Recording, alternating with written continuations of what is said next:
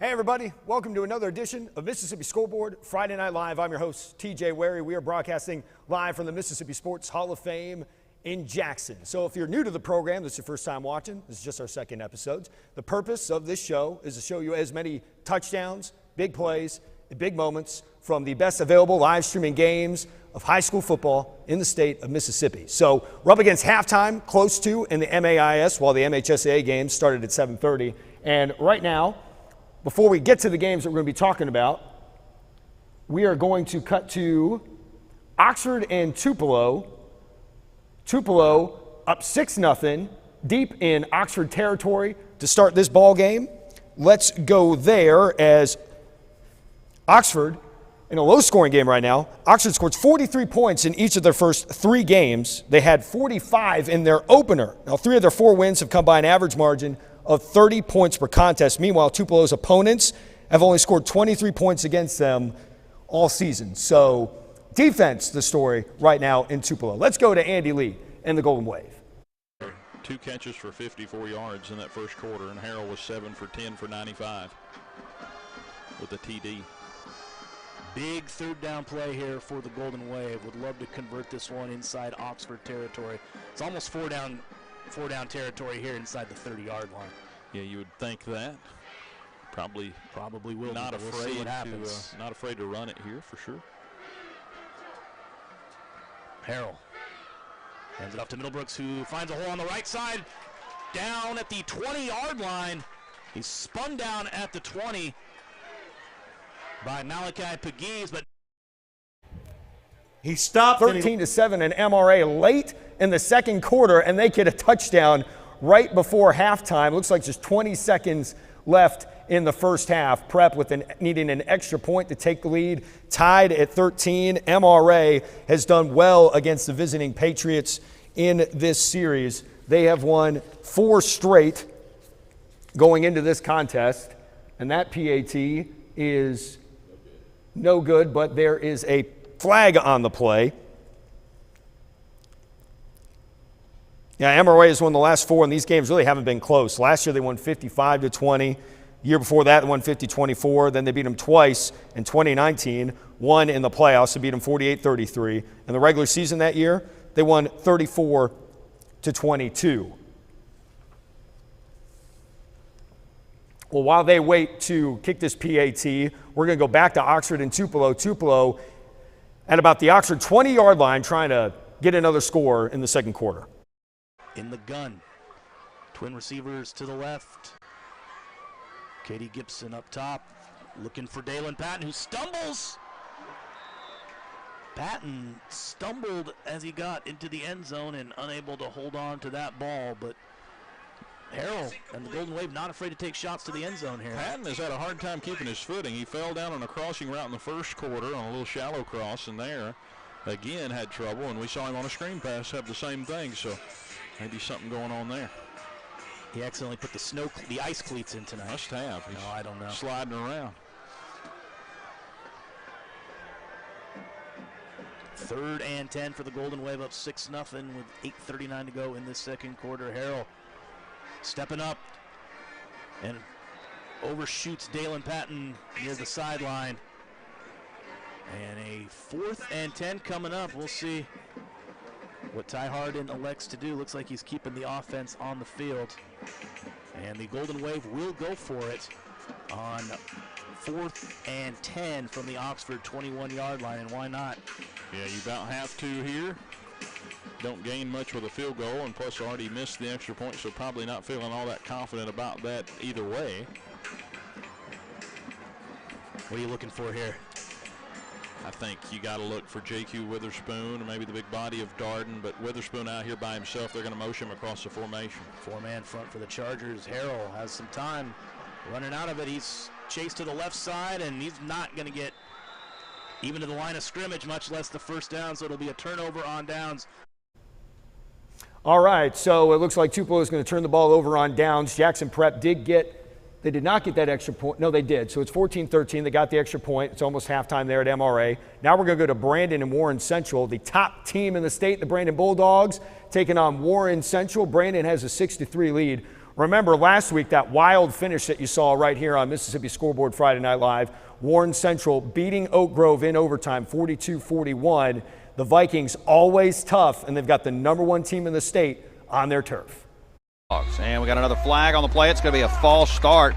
Warren Central going backwards here, Chris. If the Bulldogs can make a play here, they should get the ball back with a good field position. And that's right. That's the break that Brandon, I'll say the break, this is what Brandon needed to kind of push them back now inside their, right at their 15-yard line. So they got as we say now, a country mile to pick up that first down. But this is what Brandon needed to kind of settle down, regain that field position, able to put a drive together the last drive to retake the lead. So Brandon in good position right here.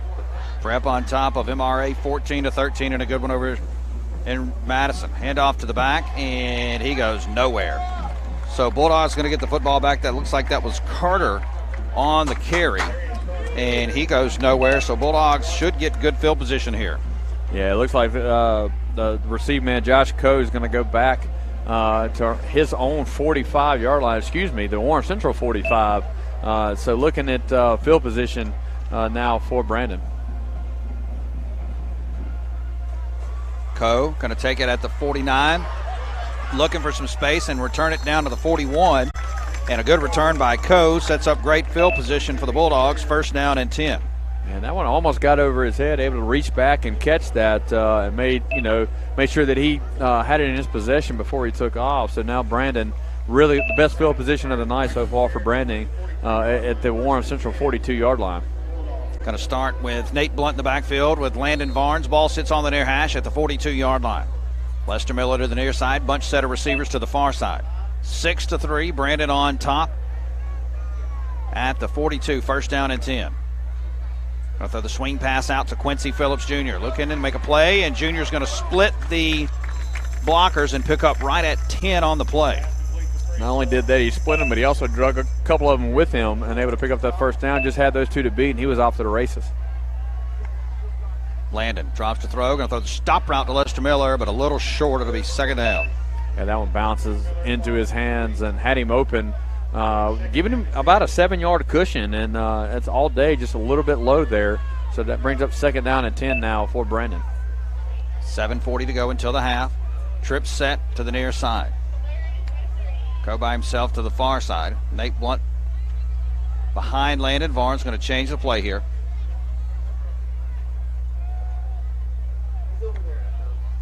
Barnes, swing pass to Lester Miller this way and near side, and he's going to be thrown down. Pick up of maybe one on the play. Yeah, that was Quincy Phillips there on the catch and wanted a face mask here. Brought him down by the face mask, and Quincy Phillips wanted as well. Nothing called there by the official. Going to even it out now, 2-by-2 set, third down and 9.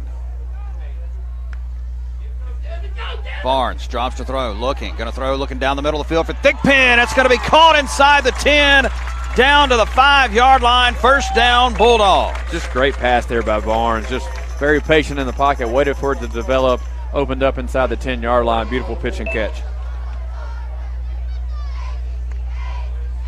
Hand off to Blunt, and he's going to power his way forward. It'll be second down and goal at about the 2. He ripped his helmet out completely off, and nothing called there. It's just strange to see as he loses his helmet when he's wrapped up top. So nothing called. It's going to be a second and goal situation now right around the 5-yard line. 6:50 to go until the half. Bulldogs trying to increase their lead. They're on top 6-3. 2 receivers to the far side. Durr off the left shoulder of Landon Barnes. Barnes going to throw the tunnel screen. It's going to be tipped and then caught by Thigpen, who made an acrobatic play there. Chris might have got a yard here on that play. It'll be third and goal. Interesting. We've seen some interesting things tonight. So that was almost picked off. It was batted down, and then somehow Thigpen still comes up with it. Almost breaks the tackle for a touchdown, but gets brought down right at about the 4-yard line. So now big third down coming up for Brandon. Barnes going to check at the line. Blunt back in the game after losing his helmet. He comes back in here on this big third down play here. 5:59 to go until the half.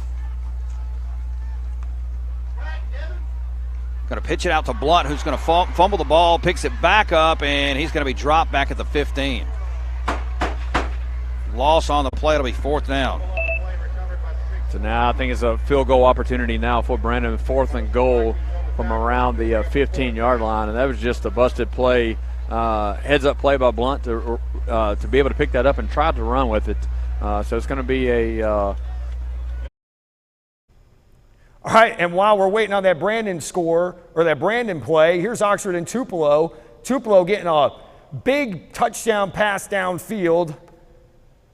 They're setting up for the extra point, and it is 12-0 Tupelo. So Tupelo coming out strong, now 5th-ranked team in the state, and they are making a statement tonight against Oxford.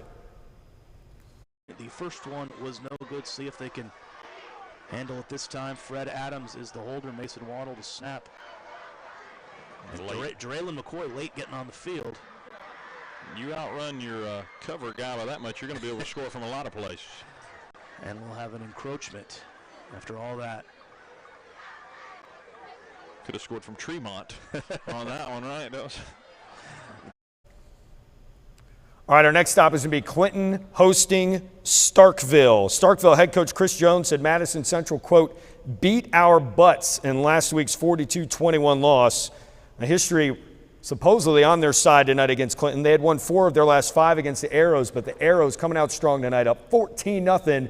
They are deep in Starkville territory with about 2 minutes and some change left in the first half. Situation almost like Madison Central used Jake Norris last weekend. Just a big body, put him on the line, give him the ball, and let him push forward. And it's been working very, very well as it did with Jake Norris last week in Madison Central. And that clock ticks under 2 minutes at 1:50 to go in the half. Send a guy in motion from right to left, gonna fake the jet sweep. I tell you, gonna run it right up the middle. All right, let's go back to Warren Central. Brandon has a 4th and goal, and they are going for it. Let's see if they can dial up a score here. Jump ball in the end zone, and yes, sir, they did. What a touchdown there for Brandon. Landon Varnes throws a perfect pass down the sideline for the touchdown, and Brandon takes a 12-3 lead over Warren Central. Boy, I thought Warren Central thought they might have gotten a stop there. Maybe it held Brandon to a field goal, keep it a 1-score game. PAT pending, it's going to be 13-3. Let's go back to Clinton now. The Arrows getting set for another play. Just about a minute left to go in the second quarter, and now they're going to call timeout. That's convenient for us. How about we try to go to Madison Central and Grenada for the first time tonight?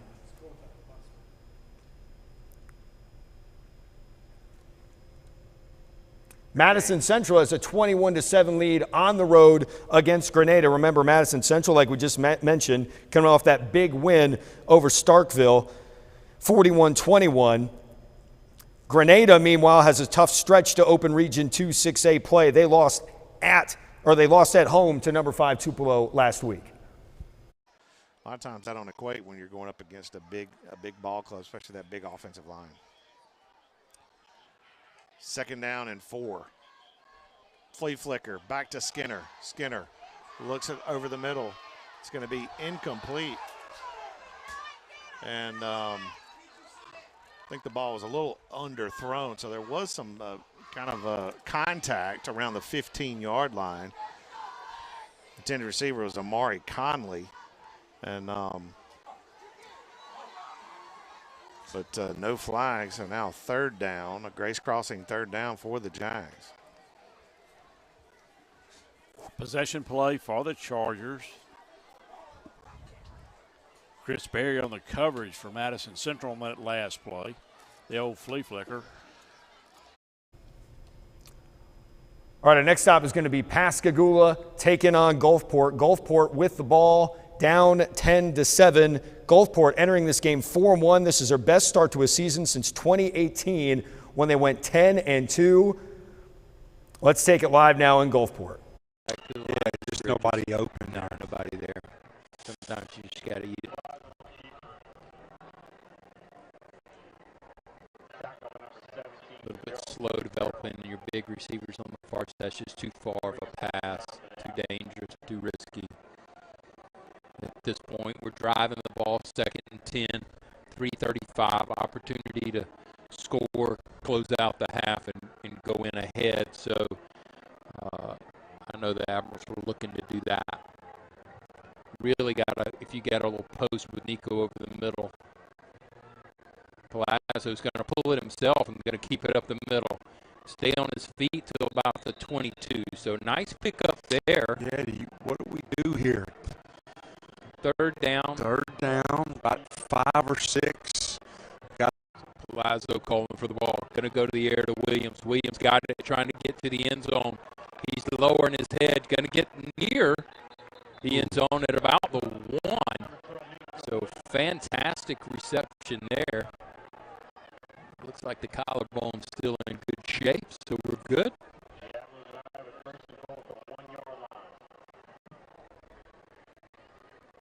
So plenty of time now for the Admirals to do what they need to do. I think getting the ball to Crosby or 2 here is a good thing. He may go out of the Wildcat and snap right to him, and he looks like he will. 2's going to take it, going to go in behind Crosby, kind of try to sneak under him. I think it's a touchdown. Whoa! Man, he is right there. Wow. Really close. All right, we're going to go to Madison Central Grenada real quick. Madison Central up 21-7, but Grenada in the red zone. Let's see if the Chargers can punch one in. Going to have a pitch to the near side. Across the 10-yard line is Taylor again. He's going to lower his head to the 5, into the end zone for the touchdown. Michaela Taylor took the pitch around the 20. All right, so Grenada does punch one in just as we go there. Now Pascagoula and Gulfport.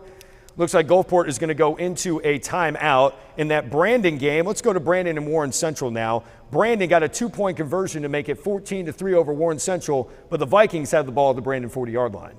3.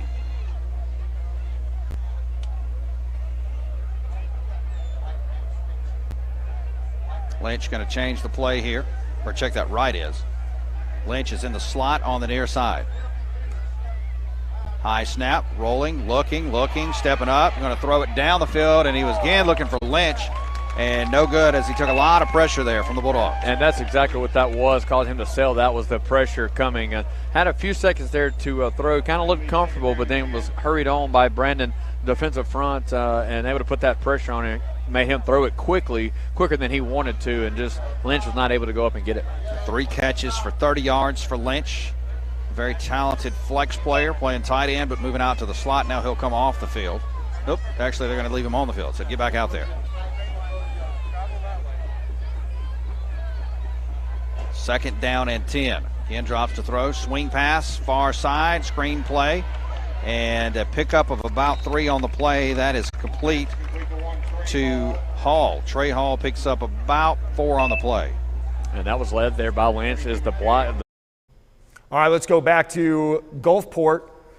The Admirals on the doorsteps of the end zone, down 10-7 to Pascagoula, just coming out of a timeout. They got Emmanuel Bentley in the backfield, out of the Wildcat, that is, the senior running back. He tore his ACL last season, fighting for the end zone here. We're a little laggy, and he's in for the score, and Gulfport's going to take the lead. He's got 371 yards rushing this year going into the game with the TUD, and he had 150 yards rushing in the win over St. Martin. That's a big touchdown there to give Gulfport a 13-10 advantage. Let's go to Clinton. The Arrows turn the ball over on down. Starkville has the ball back, down 14-0, 21 seconds ago, trying to get a score before half. Almost, and he's at the 10, so look for him here. Mishandled the snap, and he's going to be brought down out at the 14. Got to take a timeout there. I couldn't tell, was that snap high or low, or did he just mishandle it? Looked like the snap was a little bit low there. Still probably one he should have grabbed, but the pressure got there instantly too, so it looked like just a blown play all the way. No need to worry here if you're the Jackets. You've still got. All right, they're taking a quick timeout there in Clinton, so we're going to go back to Brandon and Warren Central. Warren Central still has the ball. 2:40 left, down 14-3 to top-ranked Brandon. Carved out now 6. First downs brought to you by Rogers Dabs tonight. Well, that's a big stop going here with 2 minutes and 40 seconds left to go in the first half. You have all 3 timeouts remaining, and the ball back second half. So, I mean, you're in prime position to put yourself in a comfortable lead right here, just protecting the football, moving it down like you've had the past 2 drives, and, try to come up with a score. Looking at the lineup here, as do not see Lester Miller on the field, but a lot of different receivers now in the ballgame for the Bulldogs. First down and 10 for Landon Varnes at the 31-yard line. Swing pass coming near side, ball complete. Well, there's an interception there for Brandon. Now we're going to go back to Clinton. Starkville running a play now. That throw is caught in the back of the end zone. What a play by the Yellow Jackets there with 9 seconds to go before halftime, getting on the board. Deep in the back of the end zone, in between 2 defenders for the touchdown. So with 9.4 seconds left, the Jackets cut the lead to 14-6 with the PAT to follow here. Braden Green setting it up.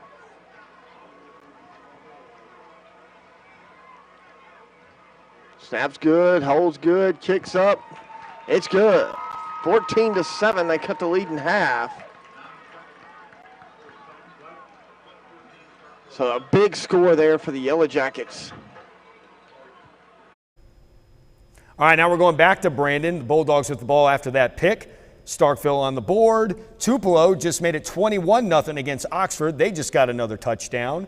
Let's listen live to Jake Wimberly with the Brandon Bulldogs. There was able to bat that one down. So now second down and 15 situation coming up for Brandon.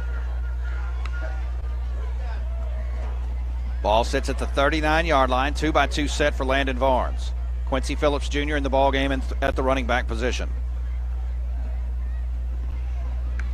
Varnes. And now we got another stoppage of play. We got a flag and another false start here. Bulldogs continue to go backwards here. So Luke Rogers again, that left tackle position, just getting up a little bit too early. That's that adjustment coming back from center to. All right, now we're going to go over to South Panola and Olive Branch, tied at 7. South Panola with the ball. Looks like they're inside the 10-yard line of the Conquistadors. Let's see if they can punch one in and take the lead late in the second quarter. End zone comes up short. But he gets the first down. That's Juju Pope. And on that first and goal from the 5, Juju Pope trying to get to the pylon. Couldn't quite get there. But it is a Farm Bureau. No. Second down. That was first second down. That was first and goal. So it is a second down now. Second down for South Panola. Minute 10 left to go in the half. And Chris, where it's spotted at the 4-yard line? That's right, 4-yard line. All right, second and go at the 4 for South Panola. Handoff to Petit. Flashes into the end zone. Touchdown, South Panola from 3 yards out. Goes to Marion Petit. Kaiser Florin touchdown on the legs of Demarion Petit. And if I'm reading that clock right, it might in like 56 seconds left to go. All right, so that's South Panola touchdown scored by Demarion Petit, 3-star player in the class of 2023, averaging 8 yards a carry this year. He had 800 yards rushing in his sophomore year, 880 in his junior year. He's already got 500, and now it looks to be 8 touchdowns at least this season. So let's go now to Madison Central and Grenada. Grenada's got the ball. They're in a timeout right now, but the action has kind of slowed down just a little bit. Well, actually, yeah, the action's kind of slowing down a little bit, so we'll just stay with Grenada as it looks like they're coming out of the timeout at the Madison Central 39-yard line. Grenada hanging tough against that Madison Central squad. Into the game, spelling John Michael Costanza is number 22, Ricky Banks, 6'1" junior linebacker. Skinner drops back, looks to the near side, incomplete. Ball is underthrown. The intended receiver was Thomas Kuhn. Just hold out pattern. 33 seconds left to go here in the Lost Pizza second quarter. 21-14 your score. Madison Central holding on to the lead over Grenada. Second down and 10 from just inside the 40-yard line of the Jaguars. for the Grenada Chargers. Chargers wearing all red, trimmed in blue and white. Red headgear with the white G for Grenada. Skinner takes the snap. Almost sacked in the backfield. Breaks free. It's going to be thrown over the it's going to be called. Yeah, intercepted around the 20-yard line. Head tell. The far side. Let's see. See what the if there was a penalty flag down or something. Looks like number 26, Chris Berry, was going to be a personal foul, roughing the passer against Madison Central. Well, wow, that'll negate the interception and plus.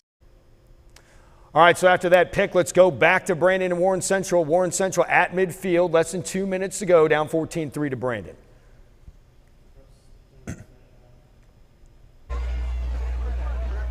going to be Lynch in motion. You got to watch him. Drops to throw, and an out route's going to be short, and it'll be second down as he was looking for number 1, Trey Hall.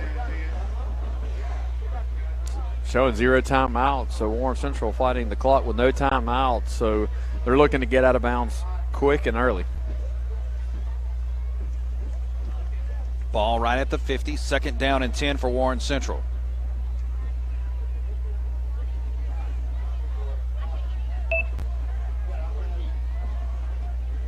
It's been a pretty darn quick first half here. A lot of running of the football here by both teams. Right, drops to throw. Sets, looking. He's going to take off, and now he's stopped and sacked. A loss on the play at about the 46-yard line of Warren Central. So that's going to be a loss on the play of around 5 yards. And we got a timeout on the field, 1:14 until the half. We're going to take a timeout with them. Brandon wants to take a timeout, 30-second timeout on the field. Back in a bit. All right, let's check in on Oak Grove and Petal for the first time tonight. Oak Grove up 21-14, but Petal late in the second quarter has a chance to maybe tie this game up. Bailey going to take it himself. And going to flip it late to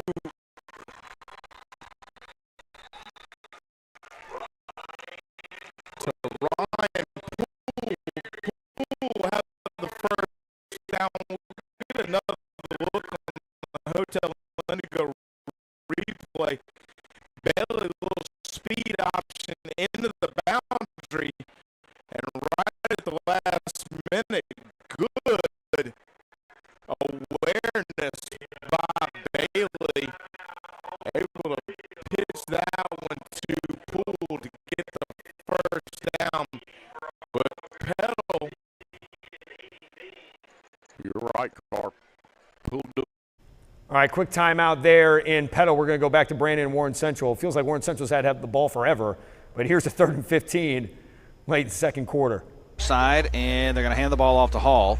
Speed sweep far side, and he's got a big hole. And he's going to be right at the sticks. It's going to be a pickup of 14. And they're going to move the sticks. That's going to be the 7th first down. Nice hole, big hole on the outside for Hall. That's a big play for Warren Central to pick that up, and they just wanted to keep the ball on the ground and take as much time off the clock as they could and able to pick up the first down. So now you're going to see a hurry-up offense for Warren Central. As we got 1:08 to go in the half. Ball sits at the Brandon Bulldog 40. And they're going to say he got out of bounds, so stop the clock as well. So 1 minute and 8 left.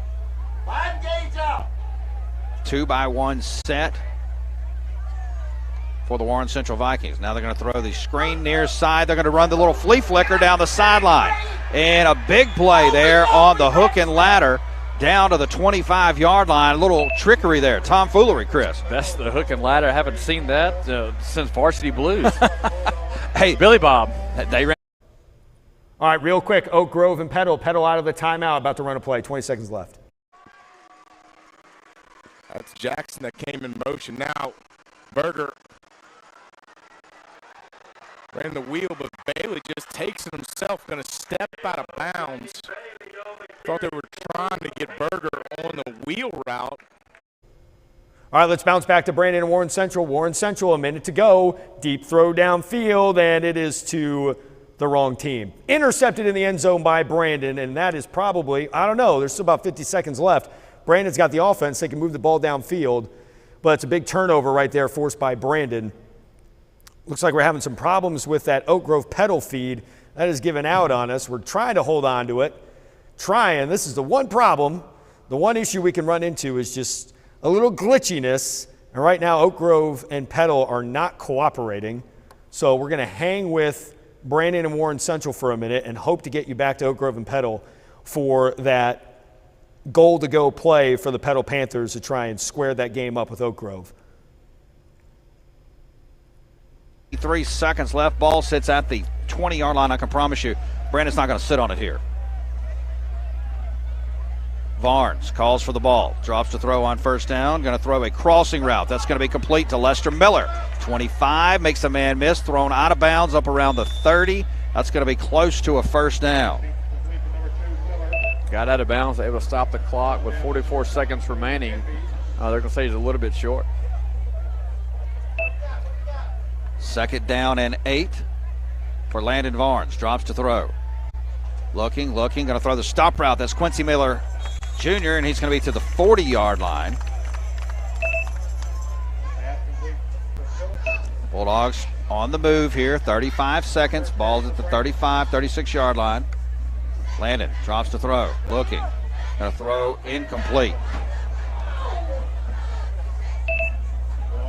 Actually had, looks like, trying to check that if it could turn to me. I think that's going to be Lester down the field and had his man beat. I just don't think he saw it. Actually, check that. That was actually going to be Devin Thickman. Had him open down the field, just didn't see him. 2-by-2 set for Brandon on top, 14-3.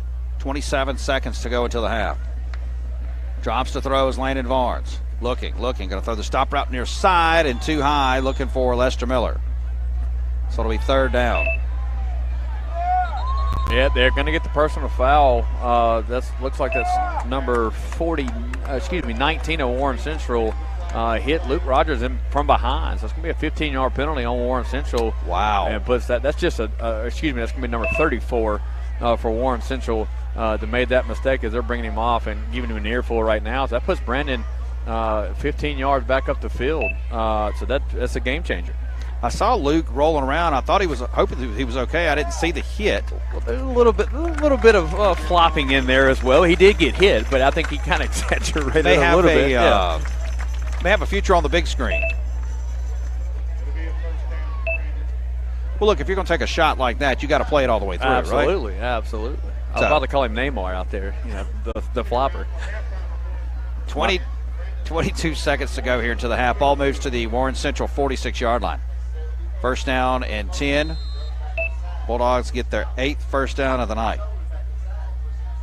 Varnes drops to throw. Clean pocket. Going to go down the field looking for Lester Miller. That's up and almost. Nope, he did haul it in.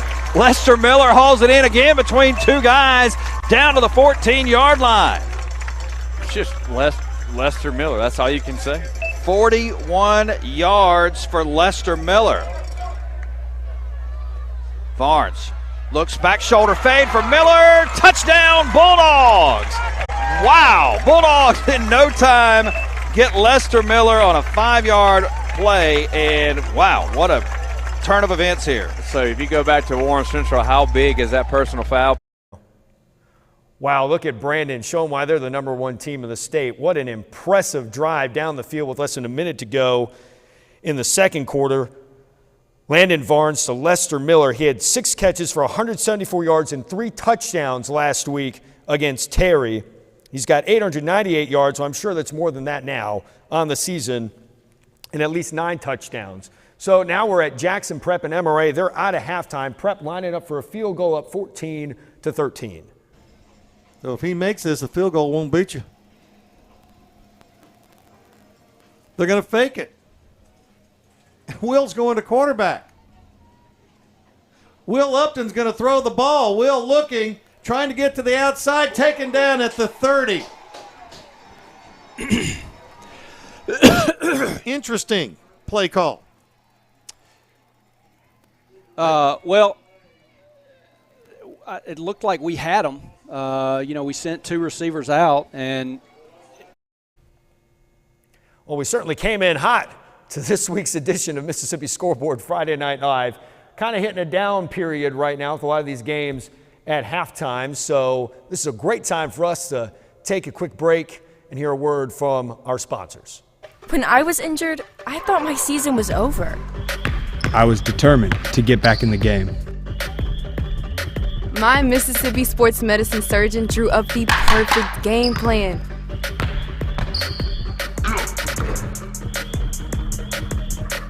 My recovery, their game plan. A game-winning combination. 20 physicians, 7 subspecialties, 1 focus. You, Mississippi Sports Medicine and Orthopedic Center.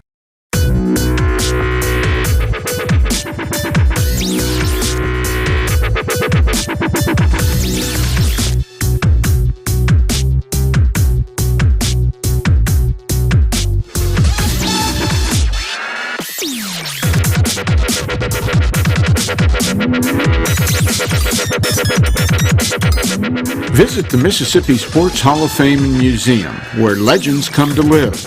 Open 10 a.m. to 4 p.m., Monday through Saturday.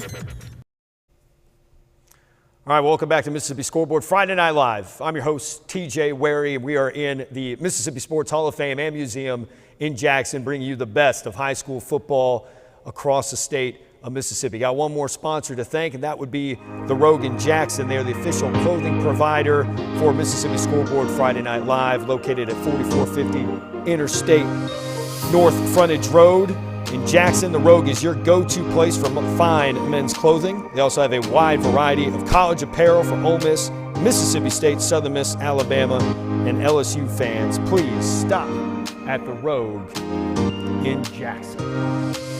All right, so we didn't really get to say what we're going to be looking at the top of the show, but you've gotten a pretty good idea based on what we've been showing so far. But we're at Brandon and Warren Central tonight, South Panola and Olive Branch, Pascagoula Gulfport, Madison Central Grenada, Oak Grove Petal, Oxford Tupelo. Tupelo, by the way, has a 28-0 lead in that ball game.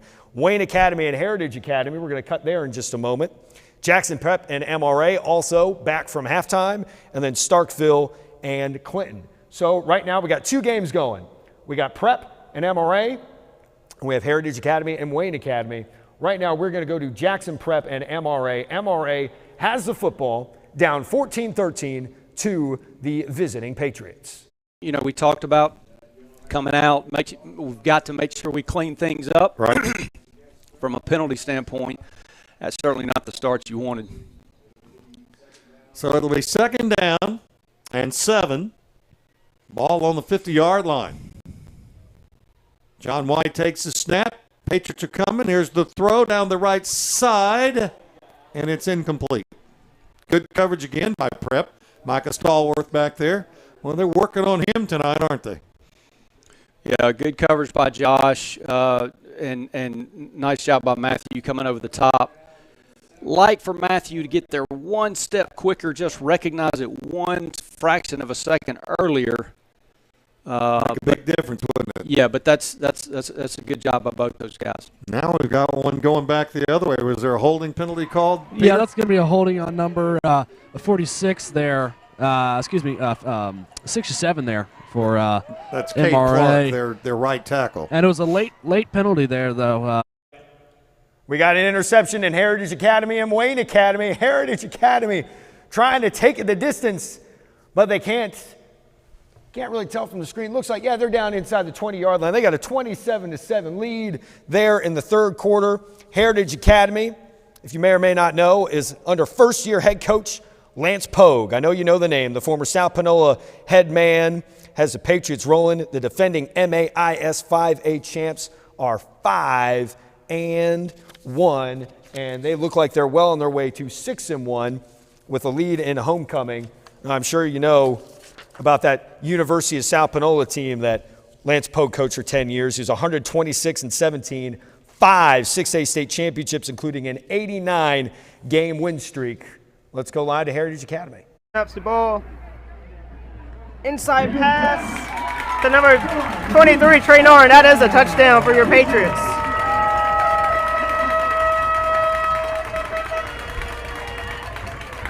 Nice.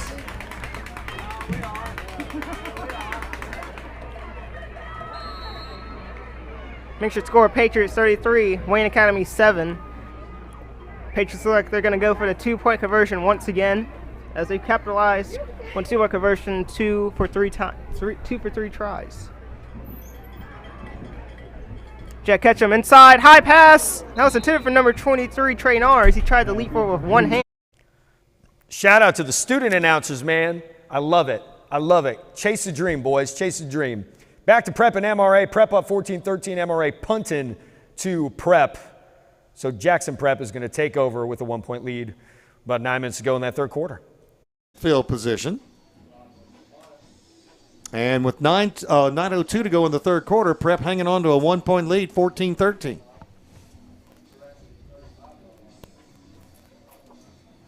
So Paxton Thompson will bring them back out, and looks like we pretty much have to go. And there's no problem there. Go with Lightning, Owen Ishii, the rest of the way. Here's the snap. Paxton wants to throw. Better hurry. Does throw. And what a nice catch. He dropped it. Oh, man. That is William Laird. He's saying, I caught it, I caught it. Boy, Paxton got nailed when he threw that ball. So it just goes as an incompleted pass. We'll take a look at it. Boom, boy, he got hit. He hangs strong in that pocket.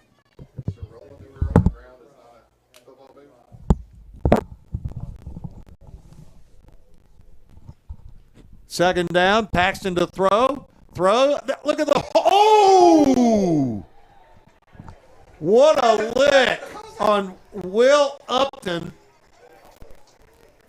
And just for the record, they were holding the sleeve of William Laird. Great defensive play by them. Goodness gracious, he takes some shots. Hitting Upton was Breck McCallum. Boy, William just popped right up. Will Upton taking a shot. Now it's third down. 3 receivers to the right. Paxton rolling to the right. Has his man McRaney. McRaney to the 40. That's not going to be good enough for the first down. The punting unit will have to come on. Well, that's a head rocker that Will Upton took.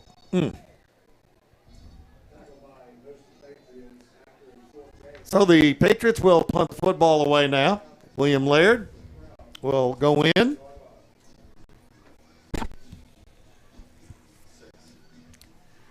Then to receive this punt will be Harrison Wilson. He'll be standing on the MRA 25. Well, now he's going to back up a little bit behind the 25. William Laird on the 25 of the Prep. Here's the snap. Nice high kick. And going to take a roll and be down inside the 30 at the 27-yard line by Major Quinn. Ferguson & Associates Architecture is a new generation architectural firm. They combine state-of-the-art ideas and solutions with years of experience managing demanding projects. All right, let's take it back to Heritage Academy. Heritage Academy up 33-7 on Wayne Academy on this Friday night. Lance Pogue's team having a fun night on homecoming.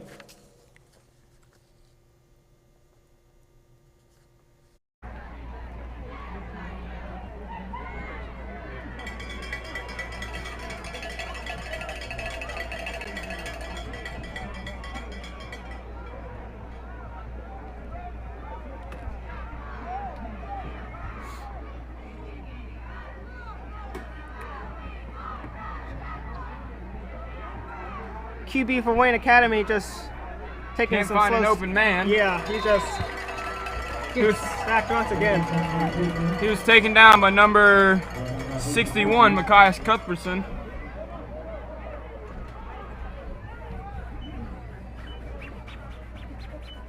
got a score update.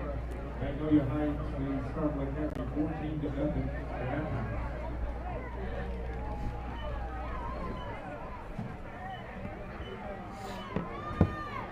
.58 seconds here. Clock is ticking down.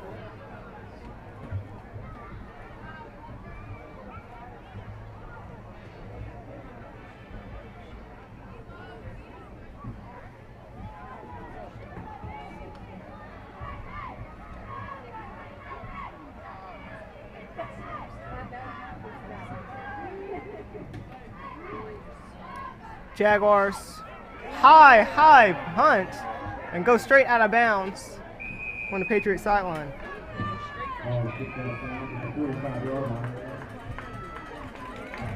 Update in the 5A district, Pillow Academy leads Bayou Academy 14-0 in the third quarter with 6:58 remaining.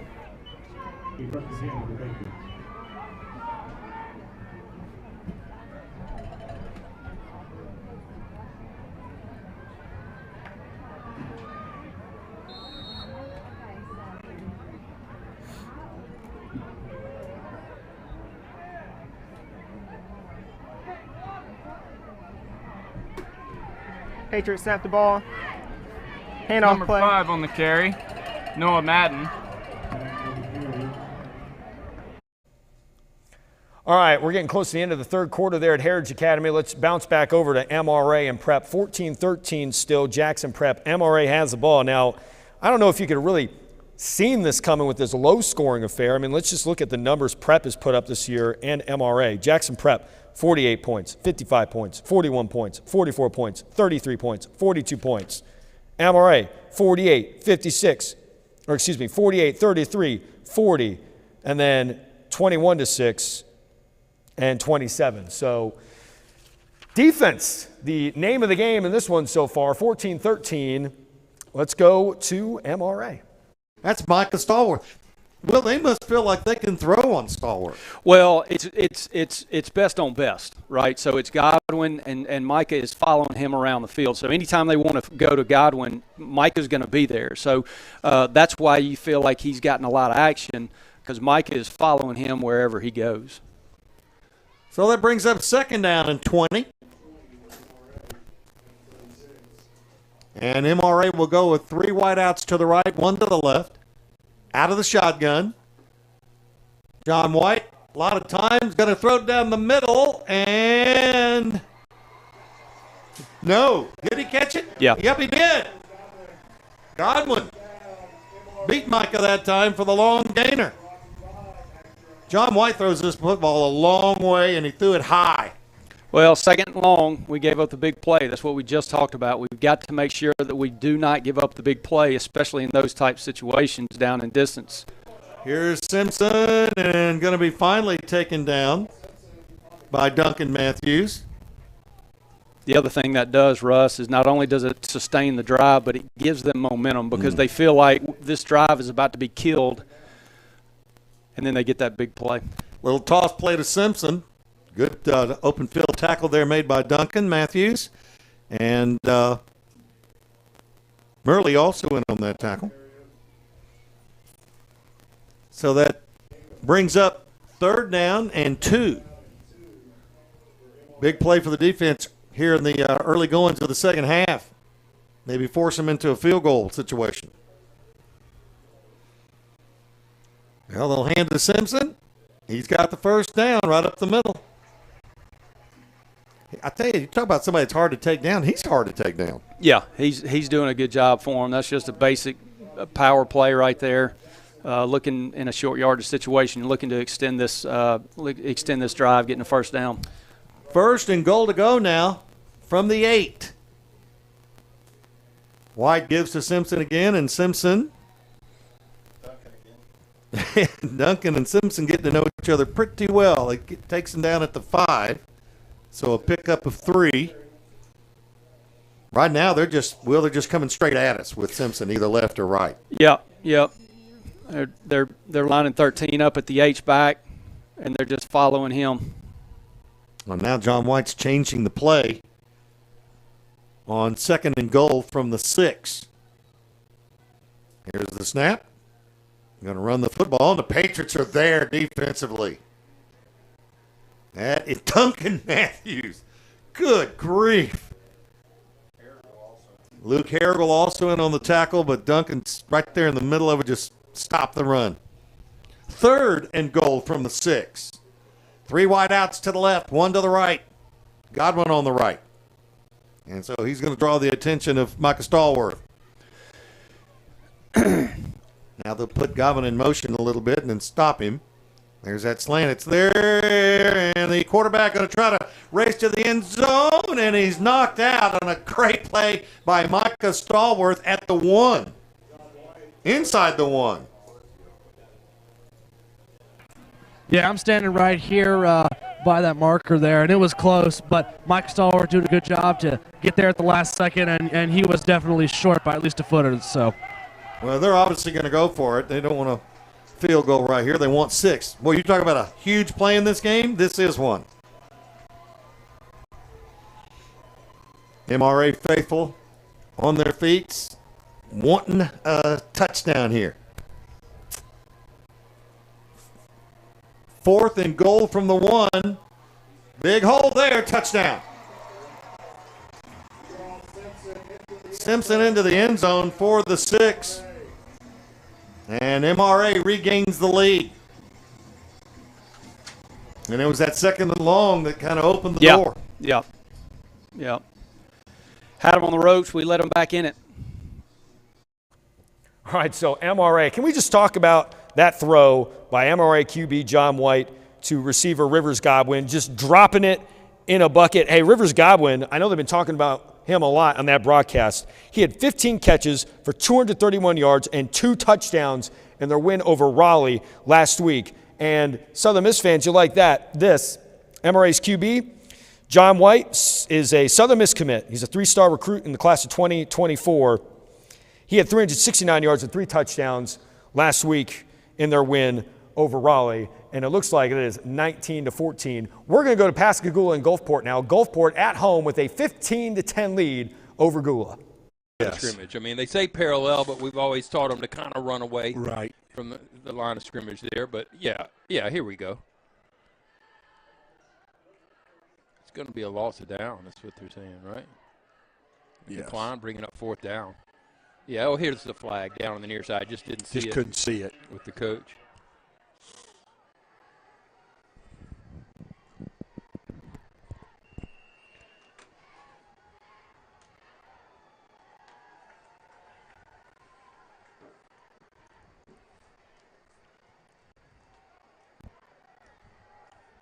So Admirals will just get away from it there.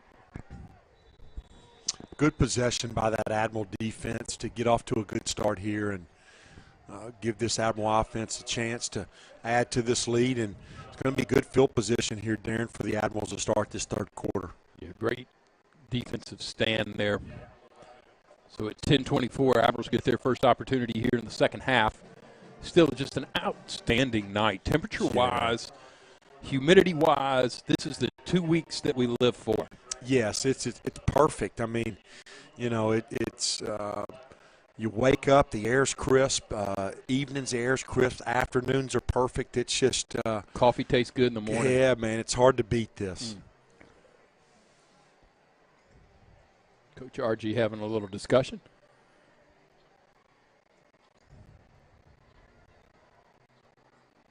Working. All right, while they get some things settled over there in that Pascagoula Gulfport game, we got a little downtime right now. We're going to take a quick break. Want to do the road again?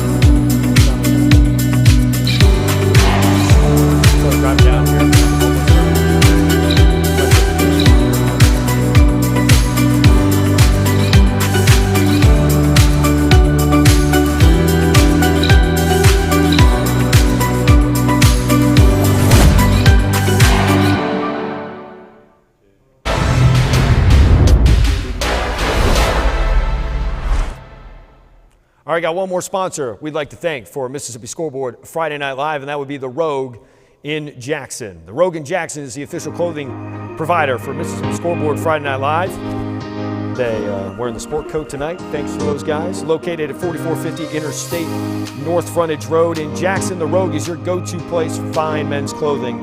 They also have a wide variety of college apparel for Ole Miss, Mississippi State, Southern Miss, Bama, and LSU fans. Stop by the Rogue in Jackson and tell them that TJ sent you. So, game's starting to pick up now.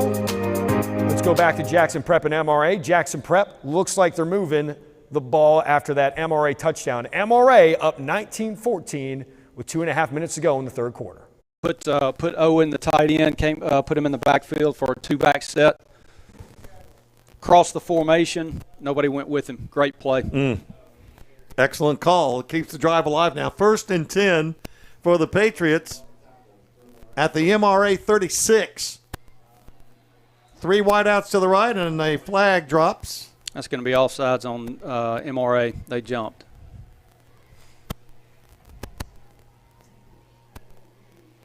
So the Patriots will move the ball. Instead of 1st and 10, it'll be 1st and 5. 19-14. MRA leads it. Little over 2 minutes to play in the third quarter. Diamond set on the right side of receivers. They'll go with Ishii. Nice run by Owen. Gets close to the first down. The linebacker, Bennett Cloud, came in and made the stop for MRA, but it's going to be 3rd down and short. We've gotten away from our 12 personnel here in the second half, running our 2 tight ends. I would imagine that probably has something to do with Lake not being in. They're going to hand it off. Nice hole left side, and it closed quickly. Let's see if he got enough for the first down. Where are they going to spot the ball? That's going to be a first. That's going to be a first. Good block up front. Alan Rebick with a nice block from the center position. He's done a really good job settling in there at center. Yeah, he has. 3 wideouts to the right, 1 to the left. 1st and 10 for the Patriots. Now run Owen off the left side again. It's just a short gainer. So I like what we're doing here. We're keeping this wide bunch look out here, but we're running out of it. And as long as we continue to churn out yards, we're gonna stay in that. But you know we've got something available out of that wide bunch. Coach Goodwin does a good job. He's got some great route combos out of that bunch set. Twin receivers to the left, 1 to the right. Paxton, play action, throws, has McRaney. McRaney inside the 15 down to the 13, first down. Owen McRaney having a night. Nice target to throw to. Paxton rolling and getting rid of the football. And checking in for Cole Allen checking in at left tackle. tackle. Yeah, that's right. Cole Allen. Sure is. Sophomore. Paxton going to throw. That was a dangerous throw there. He got nailed on the play. That ball was behind the receiver. Yeah, led him a little bit too much, but that was actually a pretty good throw by Paxton considering he's got a guy in his face. Gave him a chance to catch it, but he was the only one who had a chance to catch it. So if he was going to fall incomplete, MRA didn't have a chance. So that was good by Paxton. MRA's kind of over pursuing a little bit. Misdirection might hurt him. Here is a carry to the right side, and good defensive play. Owen goes down after about a 2-yard gain. And Alex Hillhouse on the tackle for MRA, and that brings up a 3rd and 9 situation. 13 seconds left to go in the third quarter. The Patriots may let this clock run out. May not. 4 seconds left to go. Here's the snap. Paxton wants to throw. A lot of time. Throws. And I think Will dropped it. All right, let's skip on over to Grenada. The Chargers driving on Madison Central down 21-14. You got to hand it to Grenada. Last year, they lost to Madison Central 35-0, and they are hanging tough. They got a chance to tie that game here in the third quarter. Second down and 6 from there. Straight dive play to Taylor. Gets ahead of steam and just drives forward. Second down and 6 from the 24-yard line. 2 receivers to each side. Handoff is to Taylor. Again, another flag on the play across the 20-yard line, and I think it's going to be another illegal shift against Grenada. Let's see. No signal from the official. No flag. Okay, no flag on the play.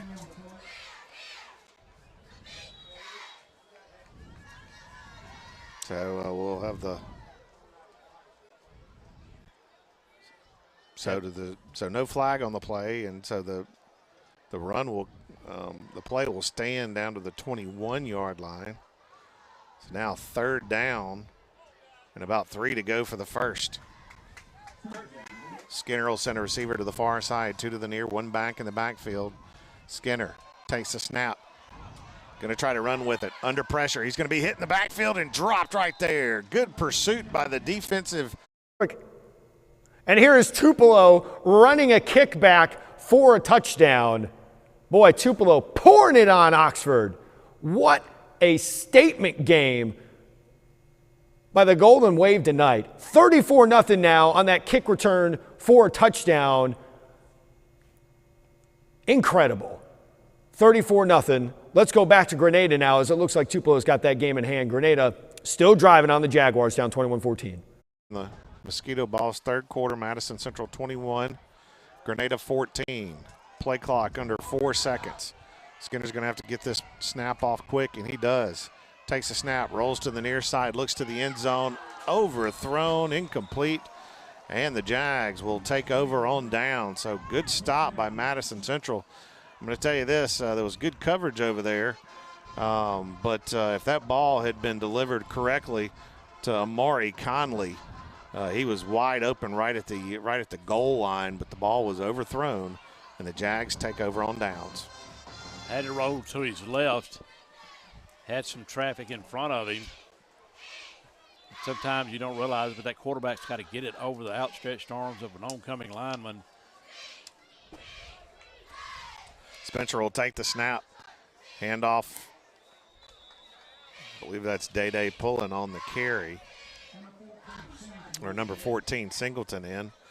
Gain of about 2 yards over the left side of the defense. Second down and 8. 21-14 your score. Madison Central on top of Grenada. 6:34 to go here in the Mosquito Balls third quarter. Spencer will send 2 receivers to the near side, 1 to the far. All right, Brandon and Warren Central are underway in the third quarter. Brandon has a 21-3 lead over the Vikings. Let's go to Vicksburg. That's Quincy Phillips Jr., and he's off and running. He's going to pick up about 9 and a first down. Get you one more score real quick. Big one that we were trying to stay tuned is Clinton now up 21-7 over Starkville. Wow. Starkville could fall to 0-2 in Region 2-6A. Looks like they're well on the way. Bulldogs making some shift here and adjustments. First down and 10 at the 49-yard line. Tri-County down to Carroll Academy 19-13. Stretch play. Durr and nothing going there. Going to lose a couple on the play. It'll be second down. That's your old stomping grounds up there.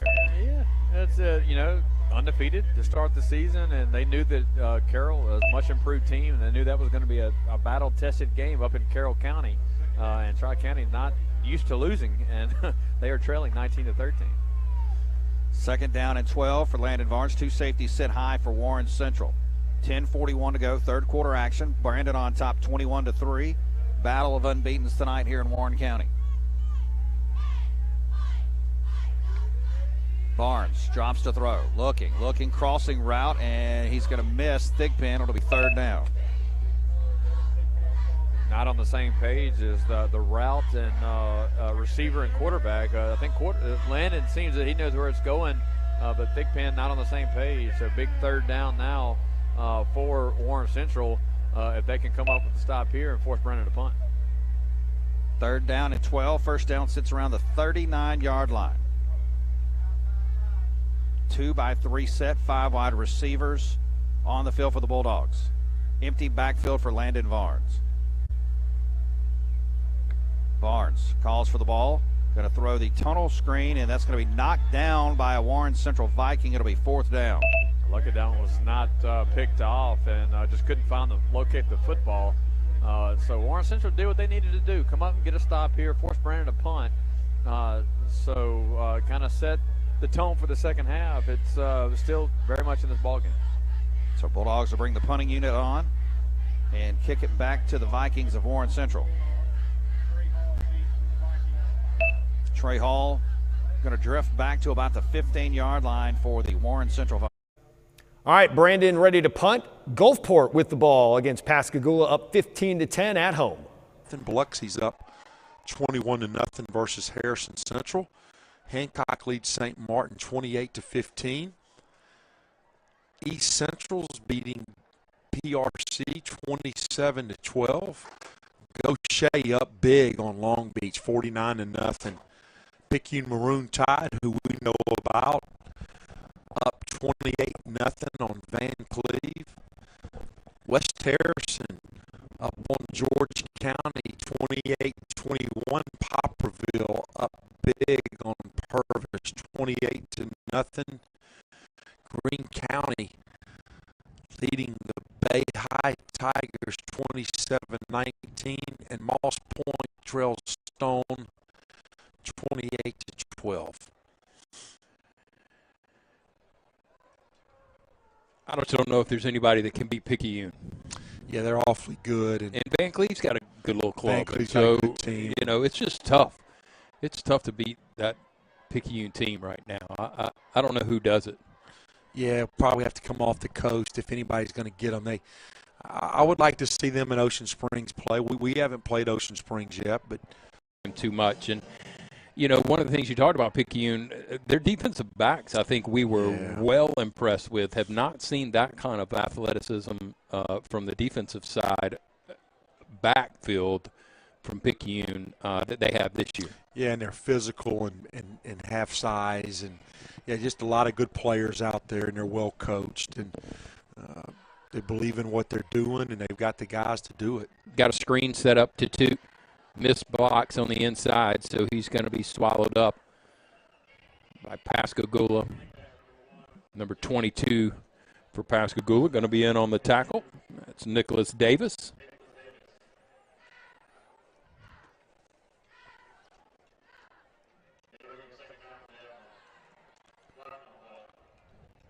So another flag on the play. It's going to be holding. Roughing the pass. Yeah, that's a big play. They're going to add 15 to that, Darren. That's an automatic first down for may sure. Take it down. Oh, yeah, we still got it's going to not going to be first and goal. Got to get to the one to get a first down, but big play there, big penalty. So 5:11 here to go. Admirals up 15-10. Clock begins to run.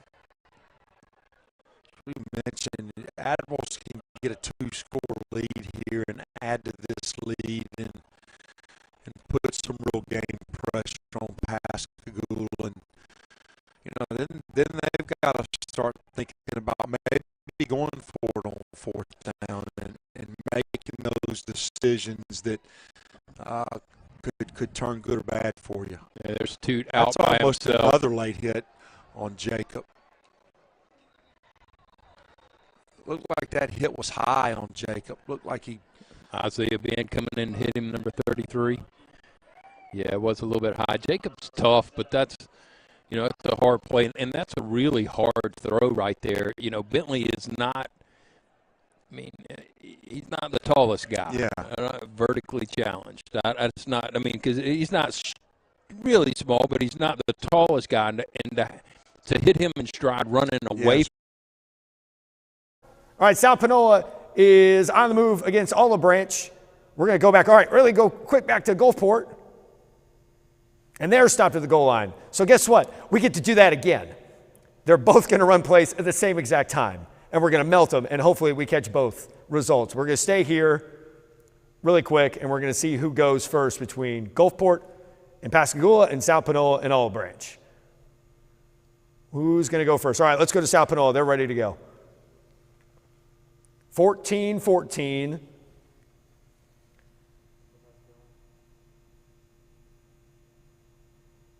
There's a stop. All right, now let's go back to Gulfport.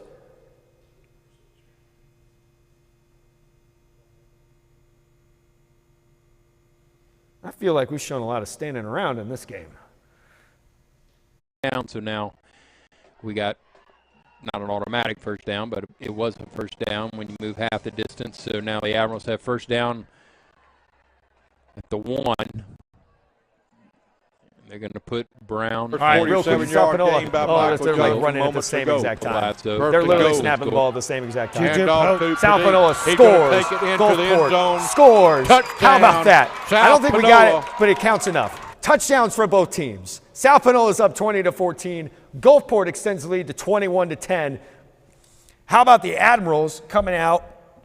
They're off to their best start in 3 years, or I should say since 2018. And they have got some breathing room now against Pascagoula.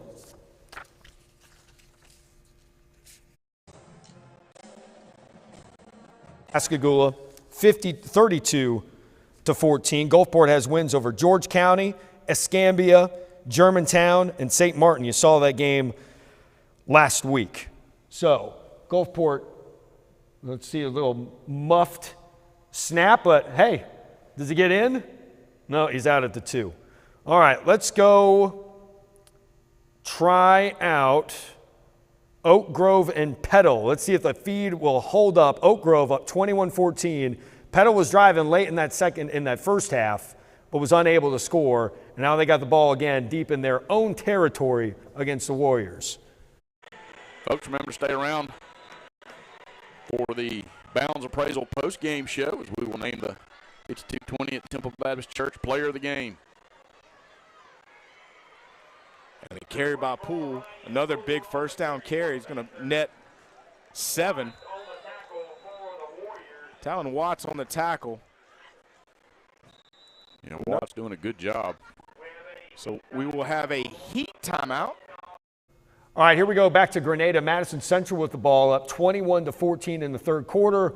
Looks like they're taking a few steps backward for a penalty, but either way, they are deep in Grenada territory trying to extend this game to a 2-score lead.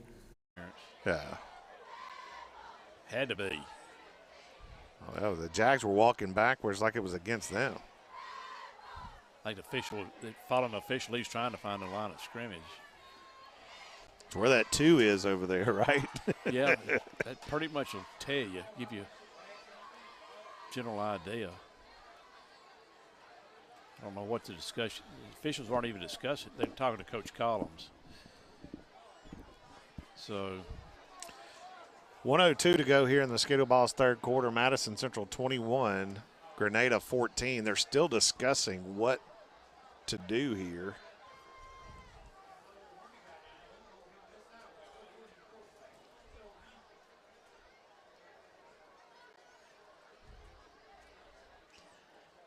I think both coaches wanted an explanation.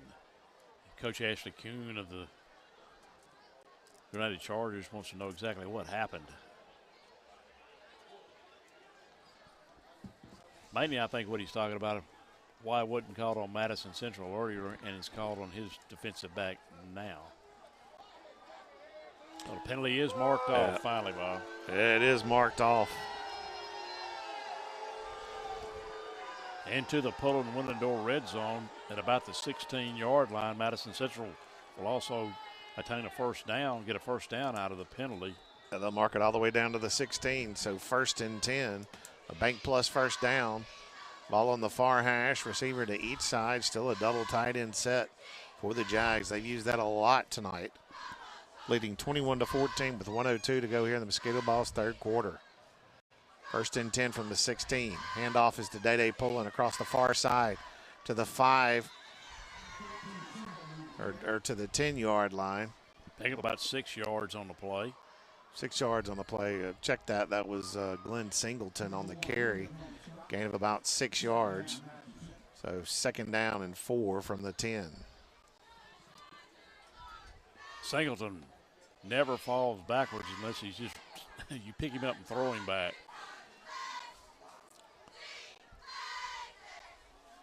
One receiver to the far side is Spencer. Sutton rolls to the far side, throws. It's going to be caught right at the 6-yard line, close to the 5-yard line. Let's see if it's enough for a 1st down. That's Ken Brim on the reception. It should be enough. Yeah, it is a bank plus 1st down, 1st and goal for the Jags from right at the 6-yard line. Ball's on the near hash. 8 seconds left to go and counting here in the Mosquito Ball's 3rd quarter, and I believe the Jags are just going to let this roll out. And we'll head to the Southern Ag Credit 4th quarter. All right, timeout at Madison Central Grenada. Let's go to Prep and MRA. MRA has the ball up 19-14, 7 minutes and some change left in the 4th quarter. Andy Brown slowed him down. Looked like Sam Watts finished him off.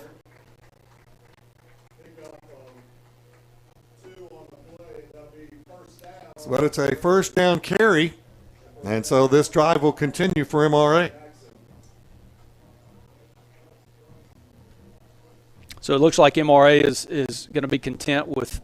All right, Pascagoula trying to answer that touchdown by Gulfport. 21-10 is the score in favor of the home Admirals. But Gula down to the 20-yard line of Gulfport. The chance to make this a 1-score game once again. 2 minutes and 15 seconds left in the 3rd quarter. As they're on the 20-yard line. Cameron DeFlanders in the backfield. Parnell's down here on the near side in the slot. Keep an eye on him, giving him about a 10-yard cushion. Going to come up and press him now. Now Felder's trying to block it away. Good coverage. Good defense there. That's going to be a Lopez is going to get a late. That's Another 15-yard. Yeah, 15. They're going to add. It's going to be 1st and goal. And it's just a shove after the play. It's kind of getting chippy out there, and you just got to control yourself. You got to play smart. You can't get caught up in the emotion. There it is. It's going to add 15, Darren. You just can't do that. He's getting a little friendly instruction on the sideline, shall we say. Can't do that and win big games. No, and you know. All right, we're going to go Madison Central and Grenada. Madison Central up 21-14. Got a chance to make this a 2-score game deep in Grenada territory. Yard line. That's where they're going to mark him. They'll mark him back at the 8-yard line, so 2nd and goal from the 8. I thought maybe his progress got him down a little bit further than that.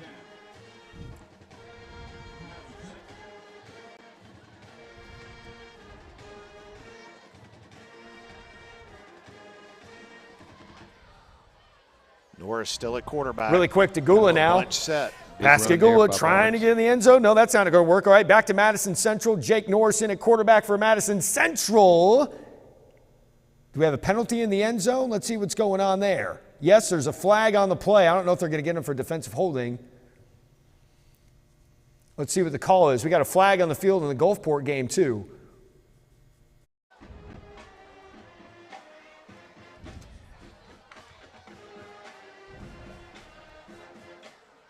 Let's see what the call is.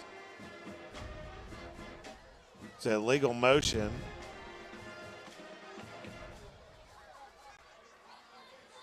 The call was illegal motion, and they're going to decline the penalty.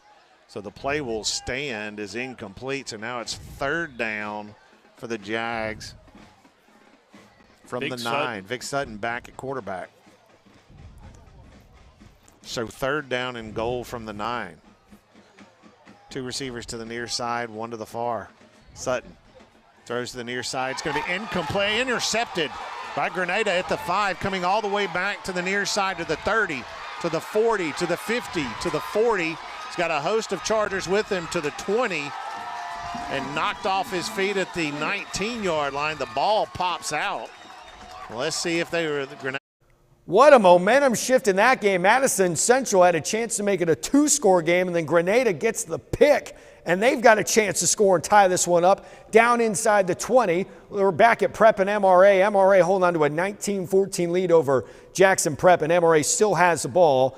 And we're going to keep an eye on Gulfport and Pascagoula, too. Pascagoula still has the ball. They're inside the 5-yard line. They're getting things situated, and once they get ready to run a play, we're going to go there. We're going there now. Let's see what happens.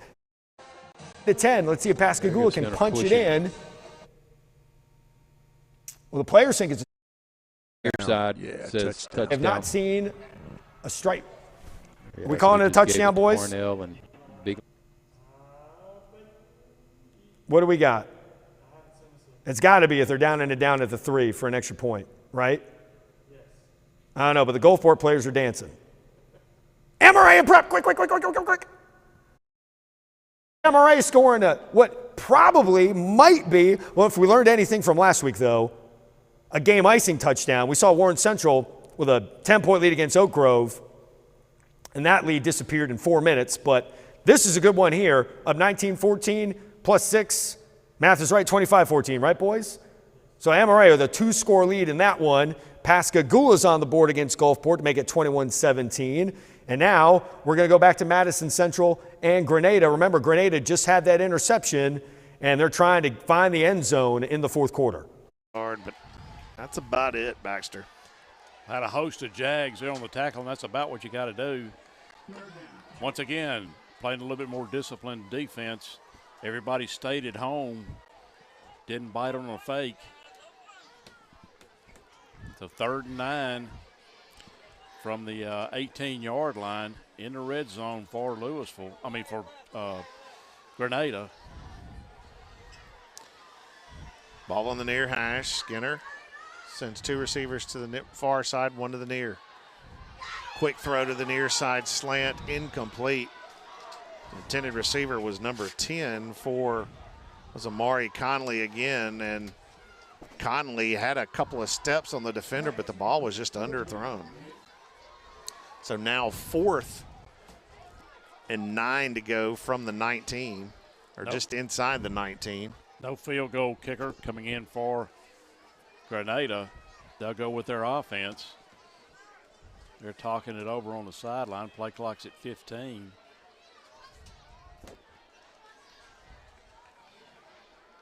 Trying to determine what they want to do. Looks like they may call a timeout.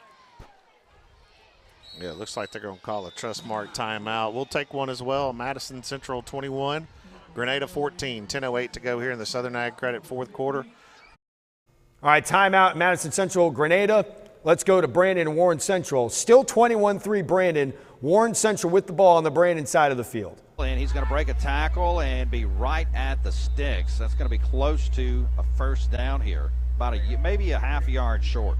They had him. They're actually going to give him a first down. Didn't even measure it, but had him in the backfield.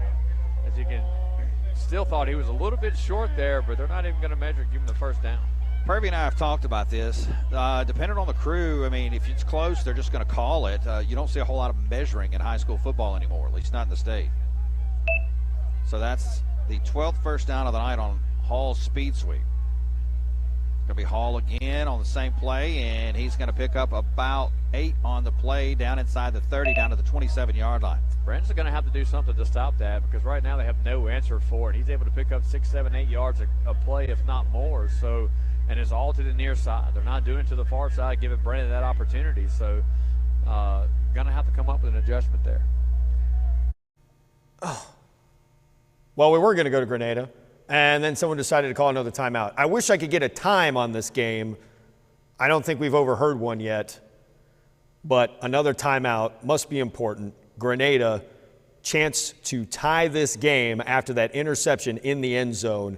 Let's go back to Brandon and Warren Central right now as Warren Central continues its drive down 21-3 on Brandon. Like they're keeping it down on the field. The play clock is malfunctioning. So he pointed at both of them to Sam Williams. earlier. I didn't know what he was pointing at until I looked up at it. Good call. Yeah, the play clocks are dead. Must be a technical difficulty there. So 3rd down and short coming up. We're down to 35 seconds to go here in the 3rd period.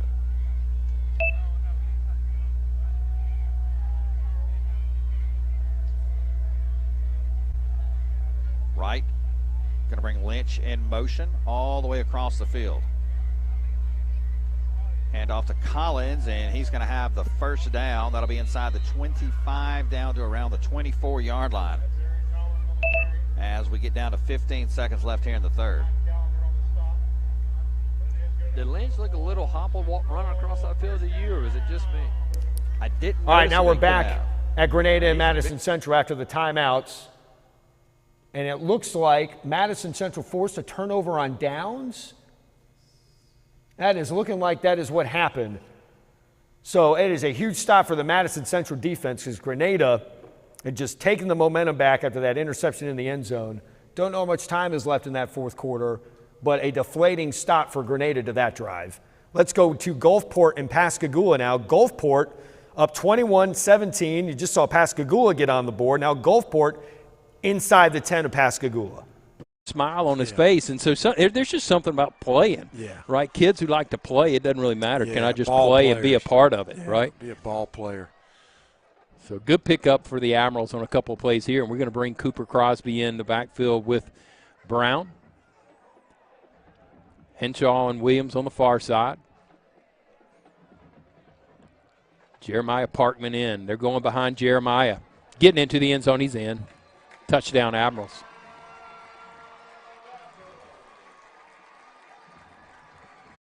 That's a big score for Gulfport, responding after the Gula score. Let's go to Clinton now. Feed working for now between Starkville and Clinton. The home Arrows, the Clinton Arrows, with a 21-14 lead, and they've got the ball approaching midfield.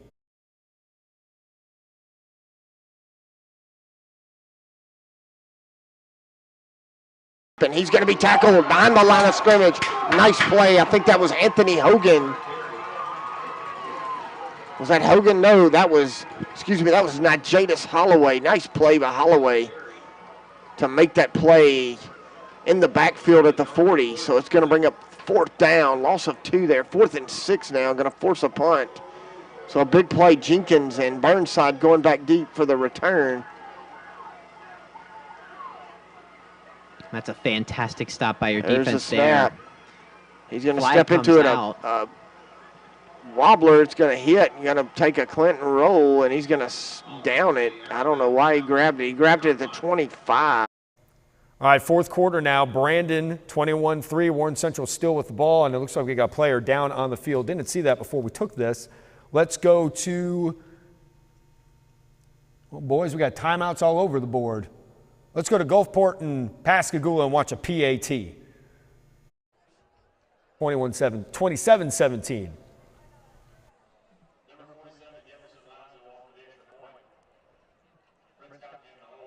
Cottenham for the hole. Lazo will be going for the kick here.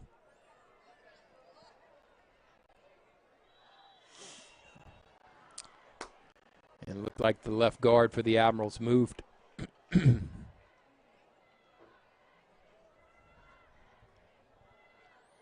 That's Isaiah Morgan. May have been a little quick there.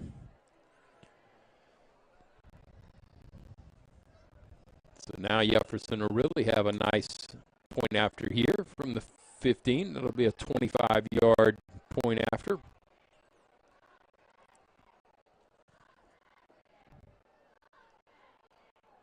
Snap's good, holds good, kicks just enough.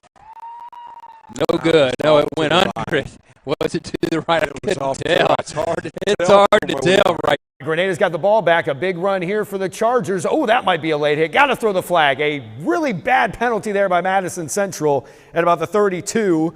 That'll be a 15-yarder. Just like that, Grenada will be back in the red zone. I don't know how much time is left in this 4th quarter, but it doesn't matter. Grenada needs a score. 7.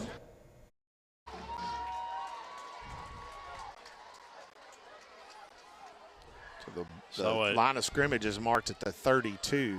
Plus 15. Plus 15 on top of that. 17-yard line. They're going to mark it all the way down to the 17. But that was no doubt about it, a late hit. Yep.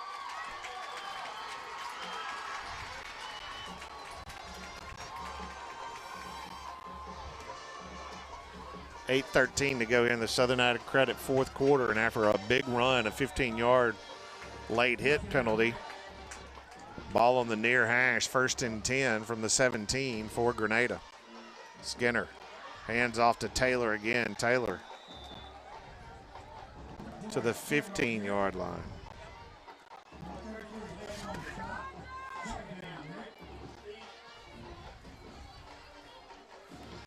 Once again, gained about 2 yards. Yeah, straight dive play. Madison Central defense trying to dig in here.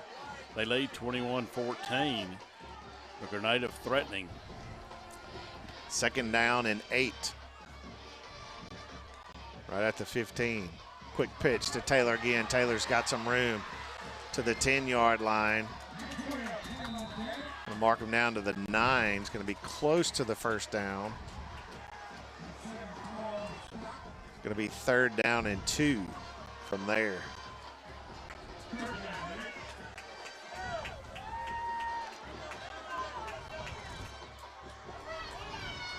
Ball's right on the 9-yard line. They need the 7 for the 1st down. So 3rd down and 2. Trey Parker in at quarterback. Waits the snap. He's just going to run it. Lowers his head. It's going to be close to the 1st down. It's going to depend where they mark it. They mark it right at the 7. That's going to be enough for a 1st down. So it'll be 1st and goal for Grenada at the 7. So Trey Parker in at quarterback, replacing Skinner. Well, you don't know if Skinner got hurt or not, but Parker in at quarterback. No, he's just just the running specialist. Yes. Really bunch set here. Man comes in motion. Parker drops the ball, still can't get it. And it's going to be a big old pile and see who gets the ball. And it looks like Grenada's going to fall on it. Madison Central's a scramble for it. Thought they might have opportunity, but. All right, Starkville on the move against Clinton, down 21-14. 7 minutes to go in this one in the fourth quarter. 3 wide receivers in the set here. There's a snap back, going to give it to Willis up the middle. He's got nowhere to go, spins off a tackler, but he's going to be dropped in the backfield. 2-yard loss. All right, now let's go back to Grenada and Madison Central. Grenada down 7, looking for something, and there's nothing there. All right, so while they reset in that game, let's go back to Starkville and Clinton. Starkville about to run another play, down 21-14 to the Arrows. Upset with that call, especially the way your defense has been playing. You got all 3 of your timeouts. Coach Jones is gonna take a 6:33 to go in the half. We're gonna take a heat timeout. So with 6:33 to go in the game. All right, so timeout in Clinton, back to Grenada. Grenada, another shot to tie this game down 21-14.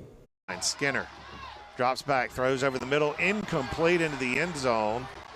And big hit in the backfield. Couple of Jags on top of Skinner. Skinner wanted a penalty flag, but no flag.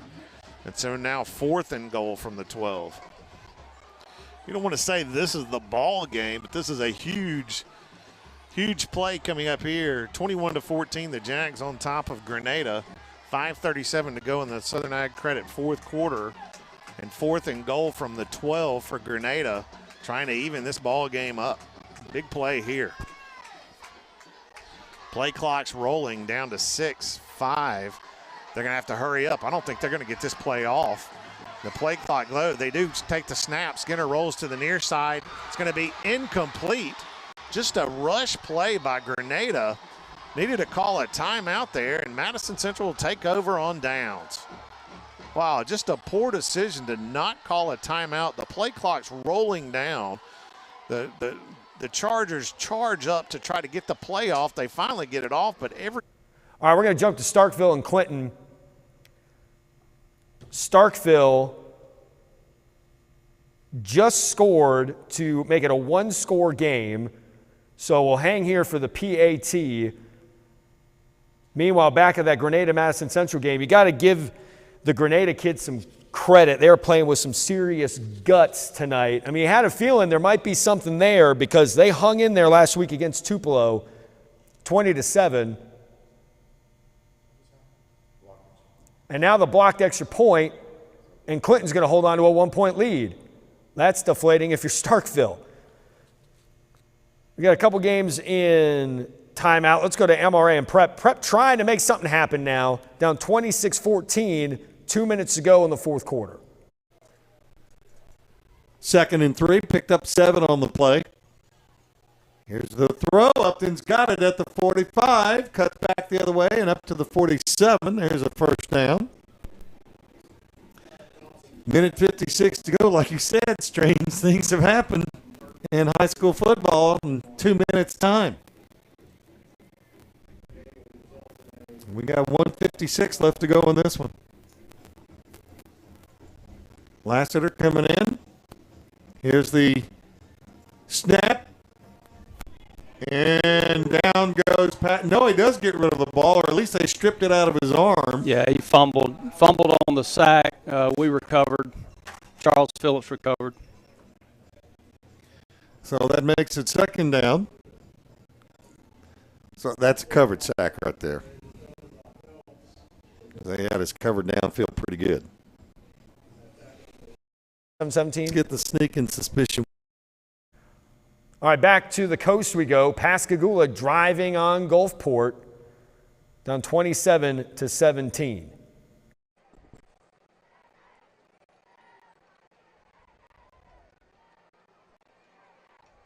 Silas got 3 receivers down on the near side. Admiral's only got 2 in coverage. They're going to pull it and throw it this way. Boom, going to be hit right on.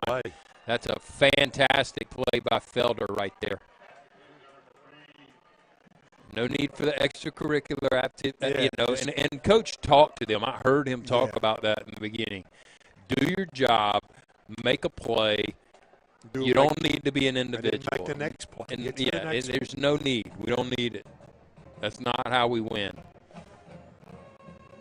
Now he's got 3 receivers on the far side.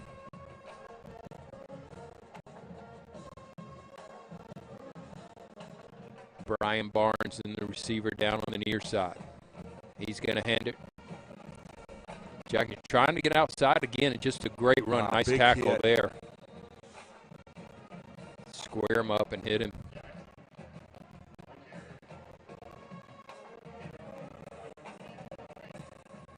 So they're clearly in 4-down territory now. I would think, though they did kick a field goal earlier. So I think any kind of points is better than none at this point for them. Because it looks like the Admiral offense can score. You know, there's just too many mismatches. Would agree with that. And this Admiral offense seems to be fine. Ball's a bad snap. Ball's on the ground. He just fell on it. Good job for him. All right, and as that happened, Clinton just got a big play downfield. So the Arrows just blocked that PAT when I was looking down, so I missed it. And so my response to it was not as exciting as it should have been. So Clinton has the ball up 21-20, a big opportunity here for the Arrows to get some breathing room and maybe, if they play the cards right, maybe get a 2-score lead. Who knows? Let's see. Trust in your offense, or do you try and go for the stop? But you're right. We've had no answer for Calvin all night. The Starkville defenders keep trying to push that ball out rather than go for the wrap-up, and that's not the right guy to be doing that for. They're going to run with the running back, Taylor. Going to stretch play to the right. He's going to be tackled after a very short, minimal gain. Give him 1. It'll be 2nd and 9 now. I mean, Calvin busted through there, and he showed a lot of speed for the size that he's got on that last play. Yeah, he has been tremendous all night. He's been the difference maker in this game. As you know, Clinton hasn't been able to get anything else going at any aspect of offense right now. He's pretty much run the entire load for them, and I'm surprised they haven't keep going back to him here down in these short yardage situations. near the red zone. And they will go to Calvin. He's going to stick it up the middle. He's going to be met. Going to stand him up. That's going to be a couple of yards. That's going to make it now, we'll give it 3rd and 8. 3rd down and 8. And a big play here if you can hold them here to a.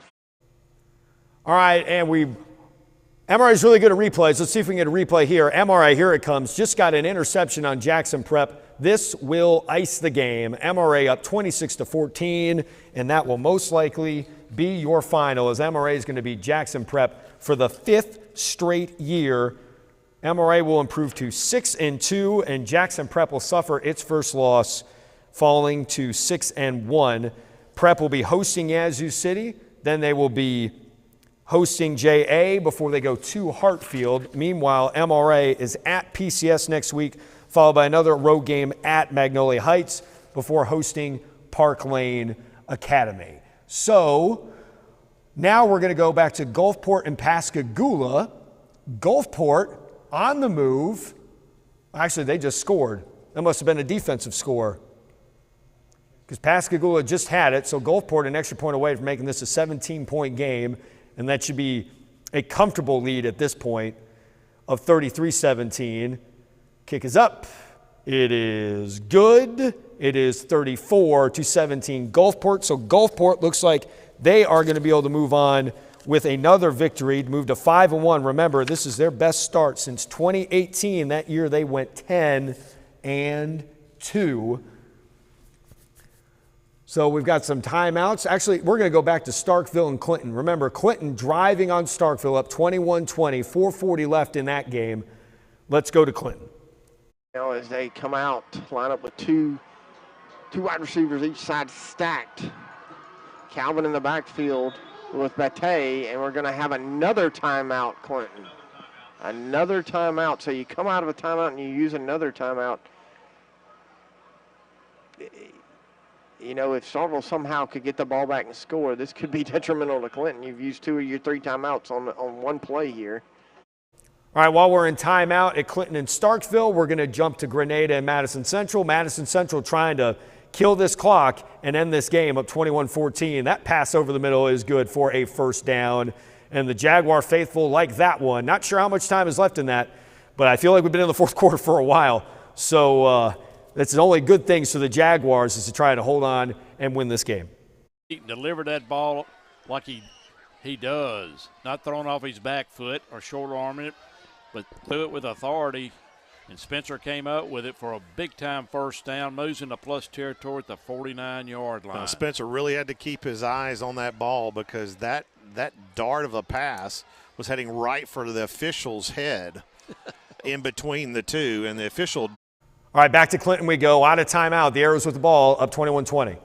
The motion from left to right, going to look to pass, got a wide open man, and he throws it, and it's caught, and he will score as he rolled out from the backfield on a swing pass, and we did not get him, and he will score. That's number 1. Juan Taylor taking the pass from Bate into the end zone, but it's not over yet. A PAT here is still a one-possession ball game. And that's really what you wanted if you're the Jackets. You either give up a touchdown there or you get the stop, because now you've got 4 minutes, 33 seconds, and if this field goal goes through, you're down 8 points. So you've got a possession. So the PAT is good. It'll be 28. Okay, so the missed PAT, not the biggest deal in the world now for Starkville because they just gave up another touchdown. Now they're down 8. PAT's not going to do them any good if they score a touchdown anyway. They need a touchdown, down 28-20. They're going to get the ball back. We'll go back to them in a minute. Meanwhile, we're going to skip back over to Madison Central and Grenada as Madison Central tries to milk the clock and end this game. Grenada Chargers. His helmet may have come off or something simple as that. It was all the way across the way. The Vinny Equipment. Yeah. Those helmets fly to Vinny Equipment's there to take care of it. Sutton takes the snap, hands off to the back in the backfield across the 40, penalty flag on the play. That's Connor Brown. They're going to mark him down at the 35. They're going to get him all the way to the 33. Well, let's see what the flag is. Might have been enough for a first down for sure on a nice run by Connor Brown. It broke to the outside. course, that penalty against the Jags holding.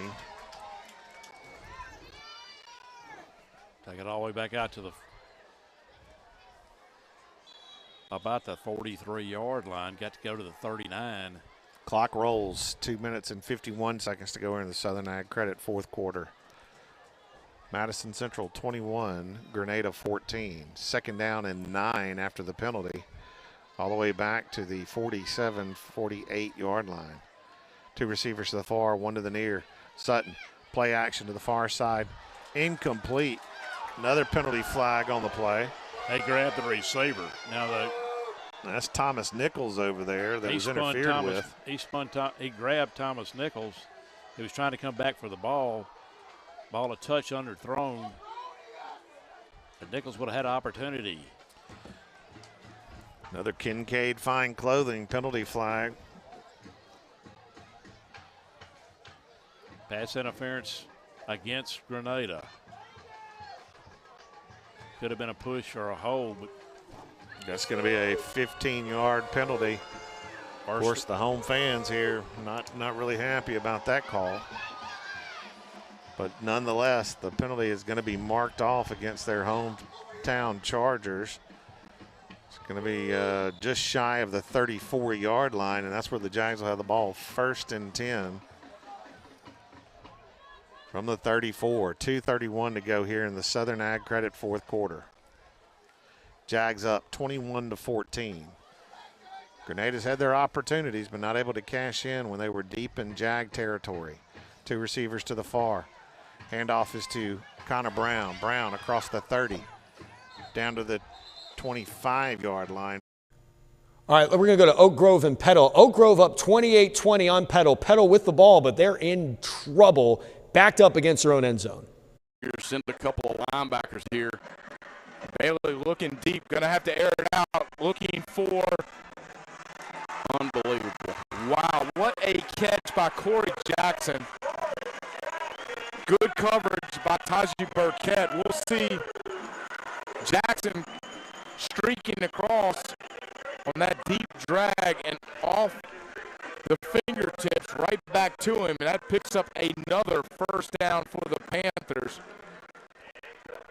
Well, you stop them there, that very well could be the ball game, but again, heck of a catch by the Panthers. They're in business now. First down, fresh set of sticks, 4:10 left to go in the football game. We've got a whistle. We've got a false start, so we'll back it on up.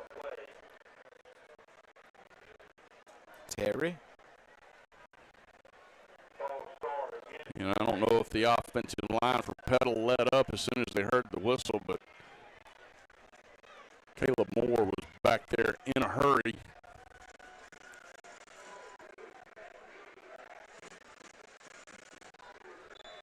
Good crowd from Oak Grove tonight. A lot of students. Let's go to Clinton and Starkville. Starkville nearly, all right, so the Starkville QB was throwing it away as he was going down, and then when he threw it to the ground, he threw it into the belly of a Clinton defensive lineman. They're calling it an incomplete pass. I don't see a flag for grounding. Anyway, Starkville is going to be looking at a 3rd or 4th and 7. I think that was 3rd down. But Starkville down 8, needing points. Backwards pass. Also needing points, and they are backed up against Oak Grove. Let's go back there as Petal has the ball, about to run a play against Oak Grove.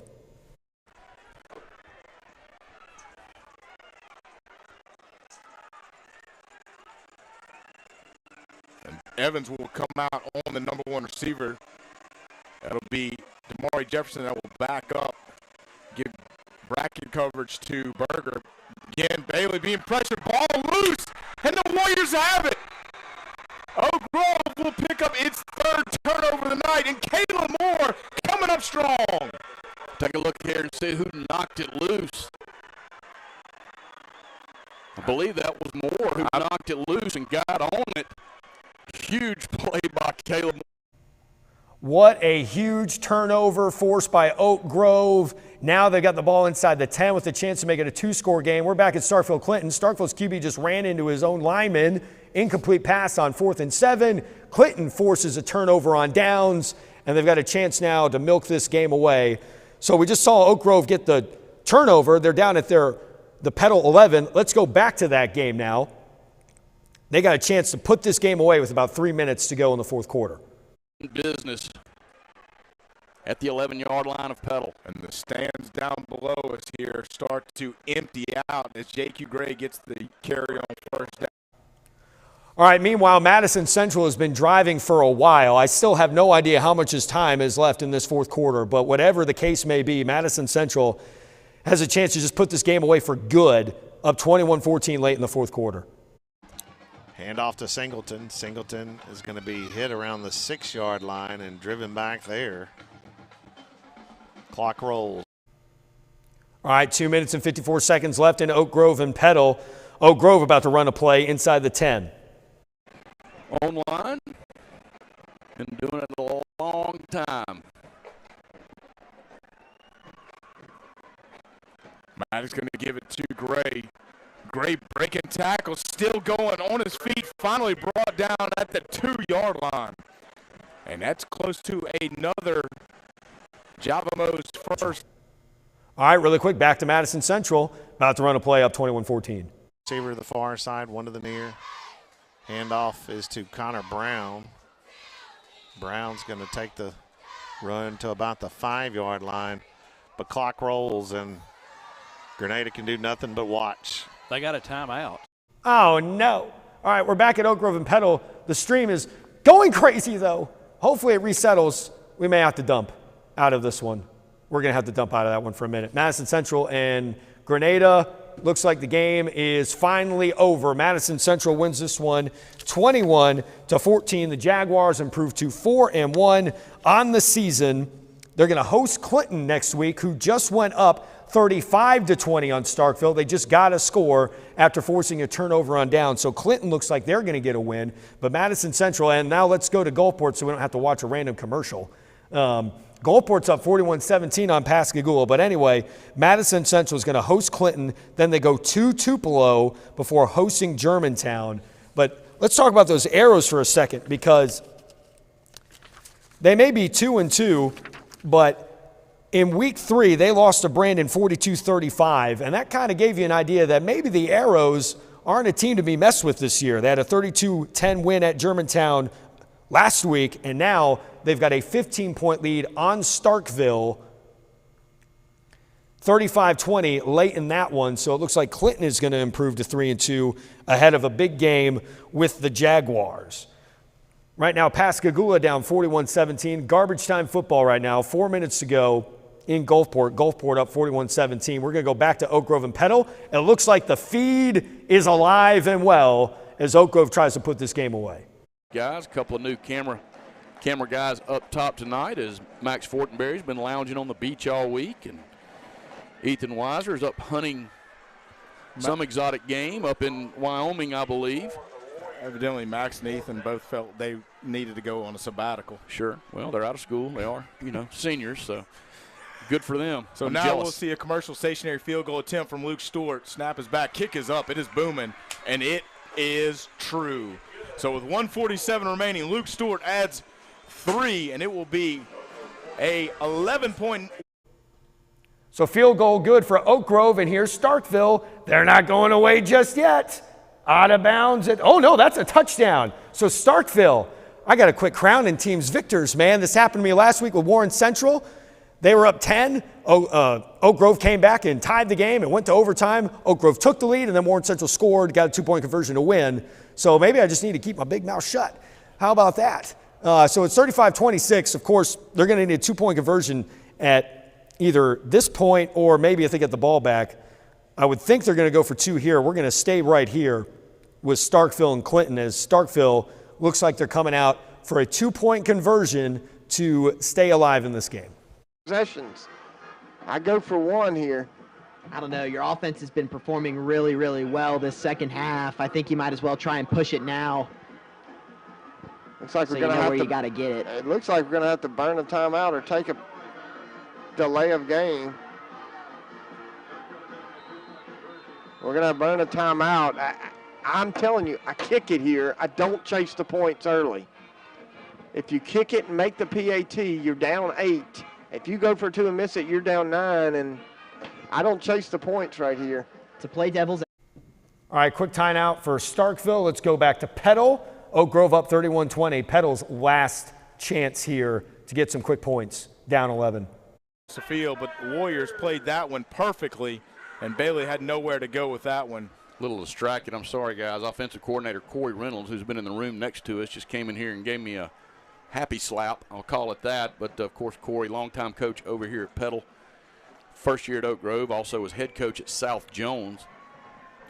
Again, you know, for those of y'all didn't realize it, Brad started talking about this series between Oak Grove and Petal, and Lance just ripped off those stats, and he had been preparing for that all week, and he'd been waiting 4 quarters to get that out, Brad, and so you almost stole his thunder. Look, took me 30 minutes to research it on Max Prep, so both of y'all just don't worry about it, okay? My time. All right, Starkville's back on the field, going for 2, down 35-26 to Clinton. Going to go for 2 here.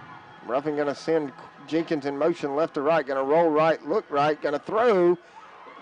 It's going to be good. So that's going to be 2-point conversion to Burnside, and now they're only down 7 with 2. All right, we're going to go back to Starkville and Clinton in just a second for the 2-point conversion. We're not going to miss a 2-point conversion like we did last week either. Ha-ha! Petal down 11 to Oak Grove. Or should continue to roll, yet it is stopped at 1:28. I guess we've got a timeout on the field. So Petal burns their second courtesy forward timeout of the half. Hey, while we got a second, I want to give a big thank you, shout out to Wayne and Daniel Ross from Commercial Stationery Company, sponsoring our field goals and PATs again this year. We appreciate Wayne Ross and Daniel Ross from Commercial Stationery, not only supporters of the broadcast, but supporters of Lamar County Schools as well. Sometimes I get lost over here doing these stats. All right, it's time for an onside kick in Clinton. Starkville got the 2-point conversion. They're down 7. Big onside kick here. Got to make sure this one goes 10 yards. Need that big hop. Got the hop. Oh, and we got it. We got it. Yellow Jackets recover at the 46. Got the big hop. A perfect onside kick, and we have recovered it. We're in business with 2:20 to go. What a play by the Yellow Jackets. Kick by Braden Green. It did exactly what it needed to do. It got the perfect bounce, and I believe it was number 33, Jeremiah Johnson, who recovered the onside kick. And the Jackets now have the ball in their own territory, only down by 7 points. Ball's at the 46 yards to pay their 2 timeouts. 2:20 to go. Jackets got a chance to tie it up, send it to overtime, or go for 2 to win it. I don't know.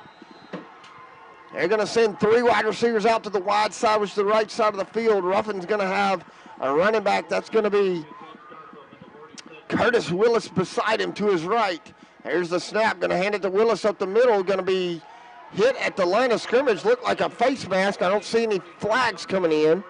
So going to be a 3 or 4 yard gain on first down there. 3 yard gain to the 42. 4 yard gain to the 42. 2nd and 6. Same formation here. There's a snap. Going to give to Willis again. Going to break a tackle. Cut back to the right. Got some open field. Makes another man miss inside the 30. Inside the 25. Down tackled near the 20. At the 21. Ball's going to be at the 21. First down and 10, Yellow Jackets. Tremendous effort there.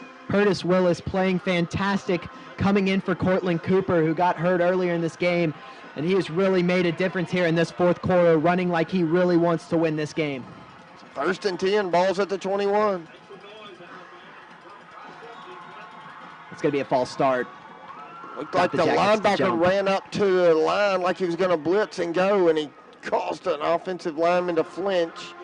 So that's going to back him up 5 yards. Makes it 1st and 15. Minute 33. Jackets still have 2 timeouts. Down 7. Ball sits at the 26-yard line on the right hash. We have 2 wide receivers over here to the left. Got one-on-one coverage, no safety over the top over here. Looks like Burnside same way on that right side. There's a snap. Ruffin looking left, throwing deep to the end zone. Got a man. Batted away. Nice defensive play. It ended up being double coverage almost. That play, that throw actually got kicked off the Clinton receiver's shoe. It bounced up in the air. It looked like Clinton might have been able to make a play on that one possibly. Little set up 2nd and long here for the Jackets. You got to take your time. 1:13 with the way Clinton's been running the ball. You don't want to give them the ball back. I believe they have 1 timeout left. Both teams actually, I believe, have 1 timeout left. The scoreboard reads 3, but I know that's incorrect. Tell you, Starkville, if he could look left like that again and then flip back to the right, you may have Burnside in the end zone over there, one-on-one coverage. There's a snap back. He's going to bobble the snap. Going to pick it up. Looking to the end zone. Burnside deep in the corner. Knocked away. Nice defensive play by the defensive back in that back right-hand corner. Brings up 3rd and 15. They're going to the end zone. We don't need a touchdown yet. We need some yardage. This is one of those times where maybe some inexperience comes in with Ruffin. Hasn't seen the field a lot this season, and he's trying to force one to the end zone. I think right here we got to go short, make this one 4th and manageable. You don't need to get it all in one play. Surprised we went away from the run game as it was working really, really well, and we don't want to give Clinton the ball with enough time to score a touchdown or even go down and clock it and kick a field goal. All right, so it's 1:06 to go. Ruffin in shotgun formation. Snap over his head. I don't know if he was ready for it. He's going to try to pick it up. He's going to pick it up back at the 45. Makes a miss. Foe's got a man overthrew his man. Man, but a great job by Ruffin to not take the 20-yard loss. Picked it up, made a man miss, and threw it over Jenkins' head. And Coach Jones going to take a timeout now before this 4th down and 15 play. That was a fantastic job by Ruffin. I thought that play was.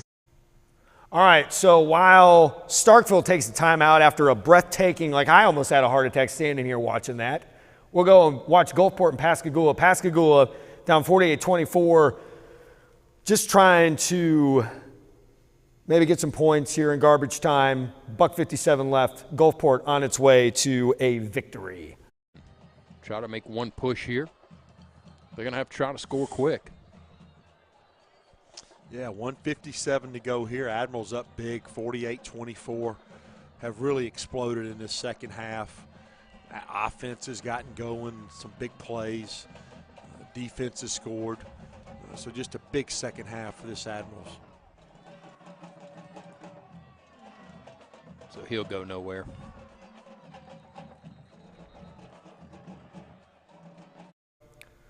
All right, back to Starkville and Clinton. Starkville out of the timeout,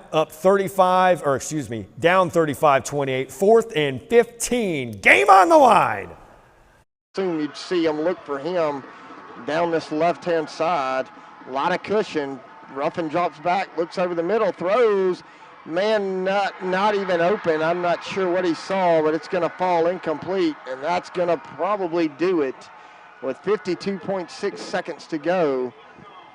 The comeback bid looks as though it's going to fall short. All right, so it looks like Clinton is going to hold on to that victory over Starkville, 35-28. We're going to take a quick break. When we come back, we'll give the final scores from the games we covered tonight, and we'll say goodbye. We'll be right back. When I was injured, I thought my season was over. I was determined to get back in the game. My Mississippi sports medicine surgeon drew up the perfect game plan.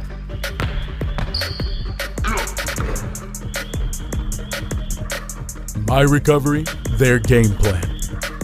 A game-winning combination. 20 physicians, 7 subspecialties, 1 focus. You, Mississippi Sports Medicine and Orthopedic Center.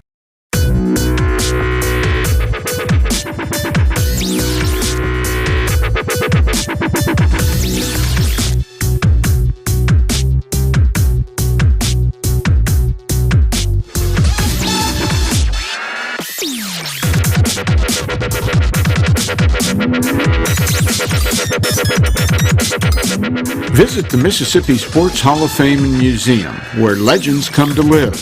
Open 10 a.m. to 4 p.m., Monday through Saturday.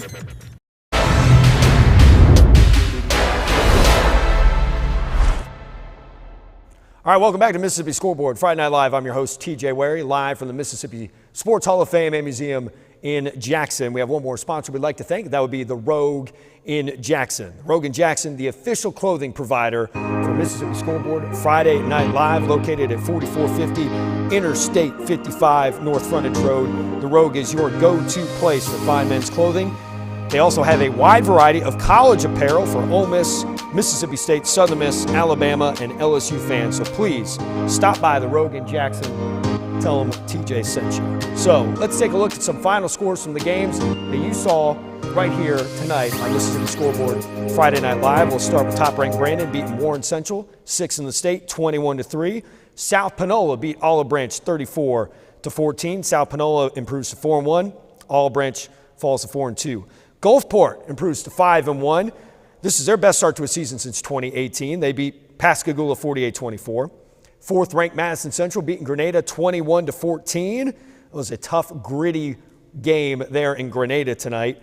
10th-ranked Oak Grove beating Petal 31-20. Tupelo, 5th in the state, just handing it to Oxford 35-0. What a win for Tupelo tonight. Heritage Academy beat Wayne Academy 39-7. Madison Ridgeland Academy beats Jackson Prep for the 5th straight time.